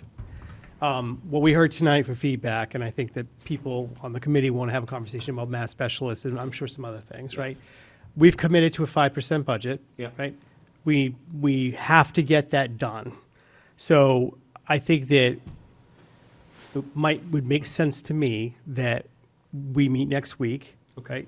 And these fees may be it, fees may not be enough, but if you're gonna ask me to look at scenarios, if us to look at scenarios for how would we bring back math specialists in a 5% budget, then That's a different this could have an conversation. impact on, Right. right? So maybe we should table. Yeah, and then, yes, yeah. I guess what I would like to get from the committee is, do you all, so we can leave transportation and nutrition aside, but I would definitely like to get a read from the committee on whether you feel like the direction we're headed in athletic fees is broadly something that, given what Dr. Hackett just said, So is we broadly didn't settle something. on an actual fee Correct. amount. It's just direction, saying close the deficit, just conceptually, close the deficit, optimize for that, no family cap. And remove the family cap. I was just going to say, I think conceptually trying to close that deficit makes sense. Okay. I just don't know, I don't have enough information on the rest of this, and I definitely want to talk about the math specialists. Yeah. Okay, so. Yeah, someone who sat in on the budget subcommittee meetings as an attendee, I really appreciate your stewardship, how thoughtful you guys were, and I think these recommendations give us a great starting point, such that the athletic director has kind of a direction to go to, and Andrew and others to look holistically at the programs that we're offering and the revenue that will be coming in. So, Dr. Hackett, would you like us to make a motion to allow your office to at least get the work done, to get to that 5%, but also with the direction that we wanted? So what you're asking, and I think, Tom, I didn't hear you comment on this. What you're asking is, are you okay with the direction of elimination of the family cap? Correct. Right? And also that we're trying to cover the full Right. deficit. So if you're comfortable or not comfortable answering that, then that's what's in front of you right now. Yeah, because I think we need to, in order to get to the 5%, we would, if you're not comfortable with removing the family cap and the fact that we do commit to closing the deficit that is not currently included in the 5%, it's late, so I'm not making a lot of sense. But what I'm trying to say is, if we make the commitment to closing the deficit through fees, that means we don't have to find additional room in the 5% that would lead to additional cuts. So, two questions. Yeah. I know we've talked about the $246,000 is the deficit. But I did think that in the opening remarks, that there was something about 320,000. That was probably my fault. It wasn't opening remarks. I think I might have Okay. said that during the tri-board Okay. meeting. It's Or, yeah, maybe it was then. In the 246 is sort of this year, and then it gets inflated as we go out. Right. Farther, so it's close to 300 going into next year. So 246,000, that was this year. the deficit. Okay. It does not represent the total amount of operational funding, but it is currently the deficit that is uncovered by, so that was the portion that we intended to cover through the override budget. Yes. Right. Yeah, I think that's also where That I was one of our essential Okay. needs. Yep. Correct. Okay.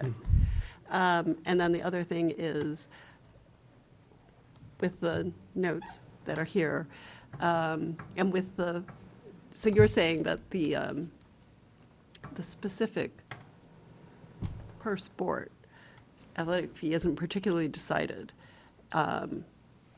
yet? So my Or goal. is that what is No, what's so there it would going be- to cover the So 246,000? Mr. Marin presented a range of options to us.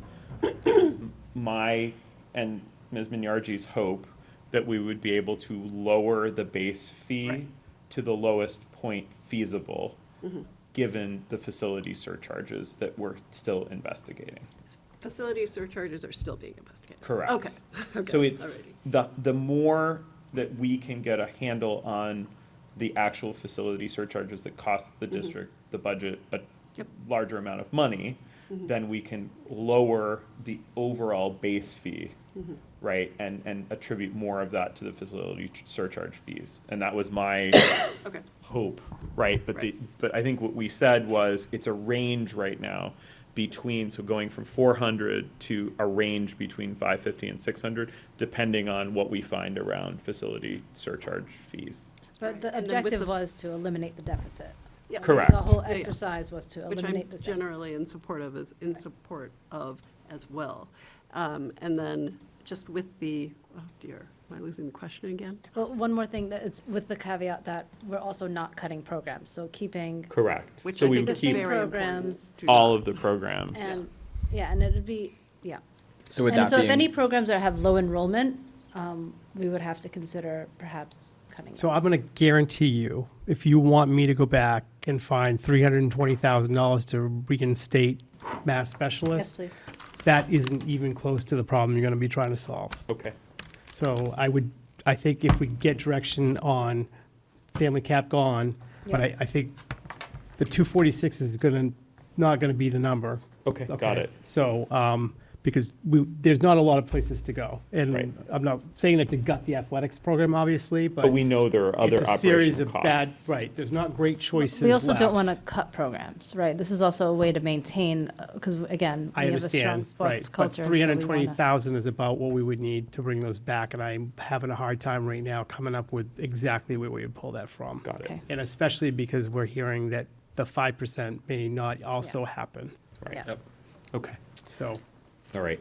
And So- then I guess I was just wondering, I guess you were talking a little bit about the facilities fees that are still in flux. And I think there's been a range that we've seen from the previous budget subcommittee meeting to this budget, yesterday's budget subcommittee meeting. So is the higher range that was brought up yesterday what's being factored into covering the $246,000? I think you need to take that question up Yeah. later, Okay. Yeah. because I don't know that that's the problem we're going to try to Okay. solve. All That's right. that's That's all, what you were right, just saying. I yes, think yeah. what I heard you say is that you would like us to vote on the family cap.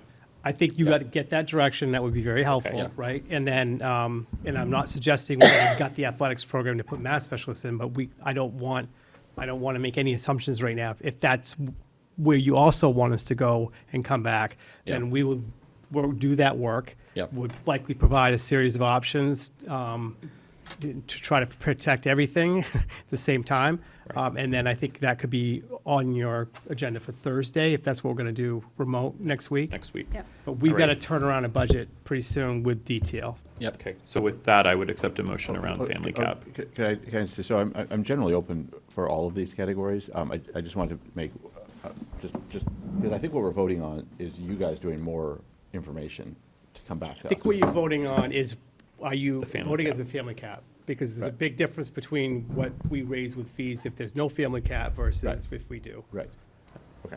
I'll make a motion to accept the budget subcommittee's recommendation to eliminate the family cap for athletic fees for FY '27. I'd second that.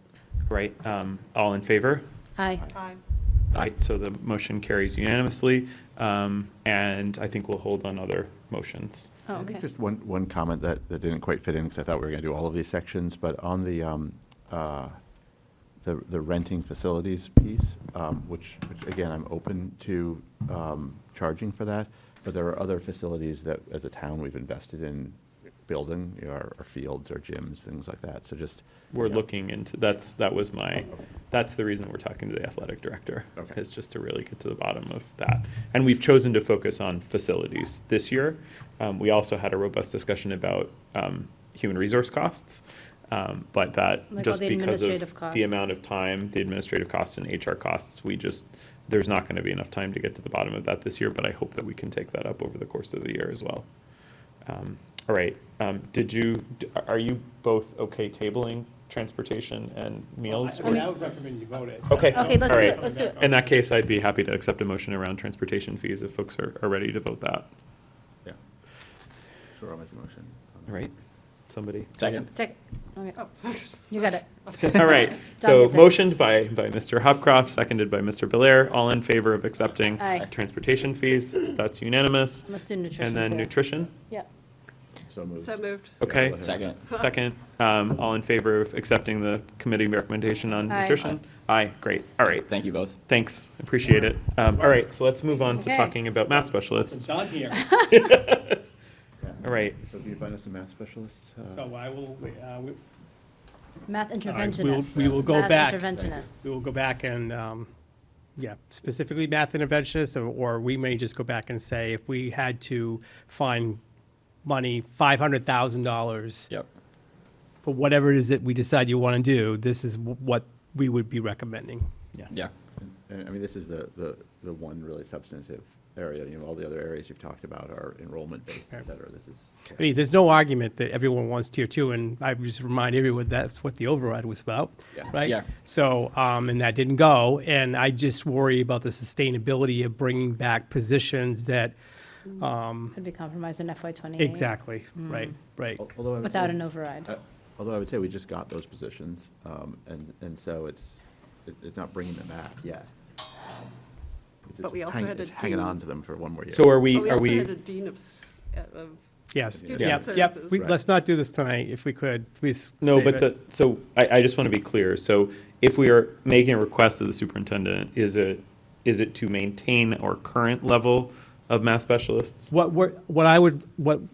I'd like to think about it is, let's save the discussion for that next week. We'll identify ways to get to another $500,000 worth of reductions Got it, in okay. 5%. All right. Great. And I think just specifically, I would be interested in a 5.0 FTE math interventionist option as part of, like, if the 500,000 number. And we'll identify is- 600,000. Great, thank you. Yep. Yep. Okay. Yeah, because right now it's at 2.5. Yes. And so what would be eliminated under the currently considered 5% budget is eliminating the 2.5. And so I guess what it sounds like is that we'd like to look at a 2.5 scenario and a 5.0 scenario.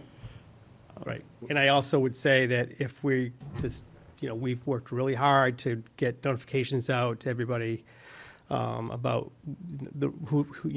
what the impact of this is right now.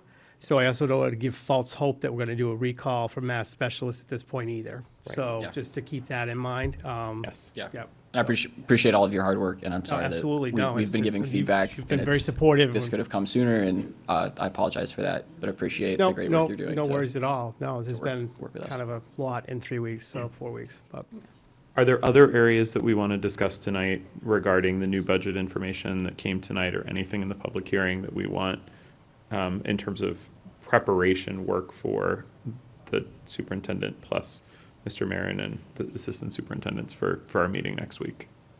Is there anything else folks want to talk about? So we're meeting on Wednesday next week, not Thursday. That is what it says, but So it says- actually, that is, I don't know, I would we probably ported You that decide over. tonight. Didn't we say Monday or Tuesday? Oh, Tuesday, because Well, Monday's a holiday. No, no, Yeah, no. post So here's the thing. So here's the deal for next week. How many of us are traveling next week? So 2 of 5. Okay. What days are you not available? I know yours already because we've talked about it. So Wednesday is your travel day, right? Correct. And then you're traveling back over the weekend, I'm guessing? Okay. Ms. Bolognese, are there any days that you are not available? Like, just, there's no way you could make a meeting? I'll make it. Okay, all right, but, that's the spirit. okay, So, all right, might be so. on the road. I think yeah. I did your all right. reviews All right. when- 6 Absolutely. years Different ago on time the zone. road. Yeah. School committee never sleeps. Yeah, no, so let's, and so what I'm gonna do, It'd be that Wednesday, whenever, or the We whenever. have to Wednesday's post my tomorrow for travel day. Wednesday. Wednesday's the soonest we could meet. Wednesday morning would work. Has some preferability. correct, because Monday's a holiday, right? So Right. Wednesday's the soonest we could meet. Mornings Wednesday could be morning. preferable. Wednesday Depends on morning. your work schedule. I cannot do Thursday or Friday, so I will look at my work schedule for Wednesday, but Okay. I'll make it work. Is there a time on Wednesday that you could do? 8 a.m. Okay, we can do Wasn't it. that Yeah. budget, but wasn't there some town meeting from Patty Mihalich about, it was a proposed time for 8 a.m. on Wednesday. For And I don't know where they settled. Oh, yeah, for that, okay. Let me go back and look at this. Yeah, there's this town meeting that the select board is arranging as well, which I like a think. public hearing. No, it's a, What it was. I don't know what We it need our is. all of our Yes, participants, all yes. 5, hands on. I don't think all of us, Oh, you're but right. You're right. Oh, now I remember. But I'd love to do it piggybacked on that. Yeah, that would be even better. what time is your hard stop on Wednesday? Let me look at my flight. 1 second.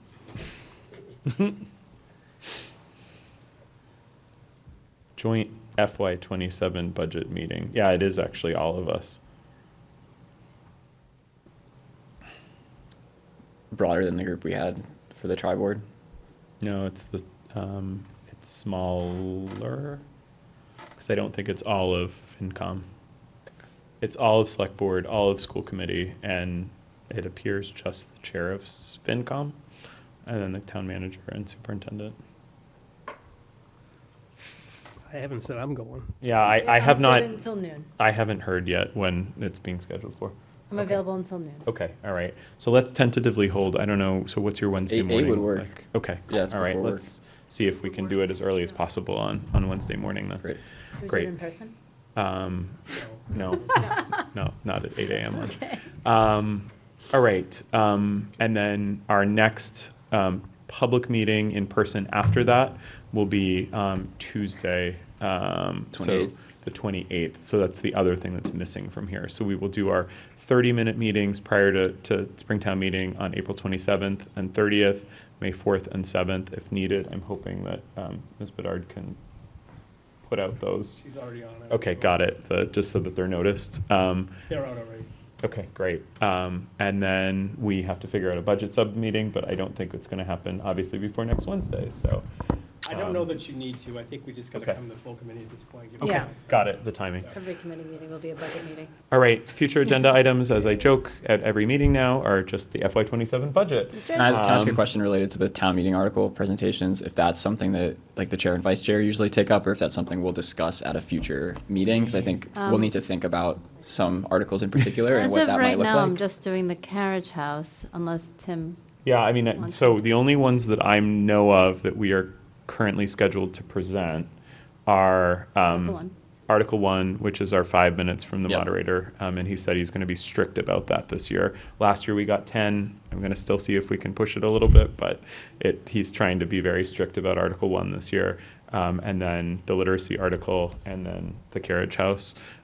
There's still the matter of what to do with the feasibility study, but I don't imagine that it will have a 10-minute proponent presentation, given the vote of the committee last week, so. Would it be too late to revisit this next week, Wednesday, when we meet? Or do Revisit they need, does anyone need to know exactly who's going to be presenting what right now? I don't think so. Okay. Yeah. If I can- don't think so. If I can add two things. One, Mike Betancourt and I are going to be presenting the That's right, solar, sorry. Yeah. I just article. wanted to flag that if it's something we need to think about as a future agenda item. I mean, not tonight. I think that's it. Great. So if it's okay with the committee, I was planning to take Article 1 and then the literacy. Because for me, they sort of work hand in hand anyways. That's what the chair does. Yeah. It's the chair's job. So, Yeah. yeah. It's the chair's job. Could I, But- just before we end the meeting, I would love to get more information on the two scenarios of spring versus fall town meeting. I know we've taken a vote on it already, but. For feasibility, you For mean? feasibility, yeah, 'cause we've talked about it a few times, but Can you be very specific about what you're looking for? Because I'm about tapped out with what I can really share with you on that. Okay. Okay. Yeah. So we can talk offline, or Let's do yeah, that. yeah, okay. And I mean, I'm happy to come back again, but, Yeah. I've shared my reason, and people, you got to decide whether or not. We'll chat. Yep. But right now, my understanding, just to be very clear, what I've heard from the town staff is that they have removed the motion and background from the motion book, but have not replaced it with anything. So, Mr. Maron's nodding his head. I think that's the way I understood. Waiting for us to think about and vote on what might go into the motion book, but they've sort of blanked out the motion and background that was previously submitted based on the vote that we took last Thursday. Great. So we'll visit that at a future meeting. Yep. Great. All right. With that, I would accept a motion to adjourn. Motion to adjourn. All right, all in favor? Aye. All right, thank you so much to everybody for sticking it out. WinCam, thanks for all your support. Good stamina out there.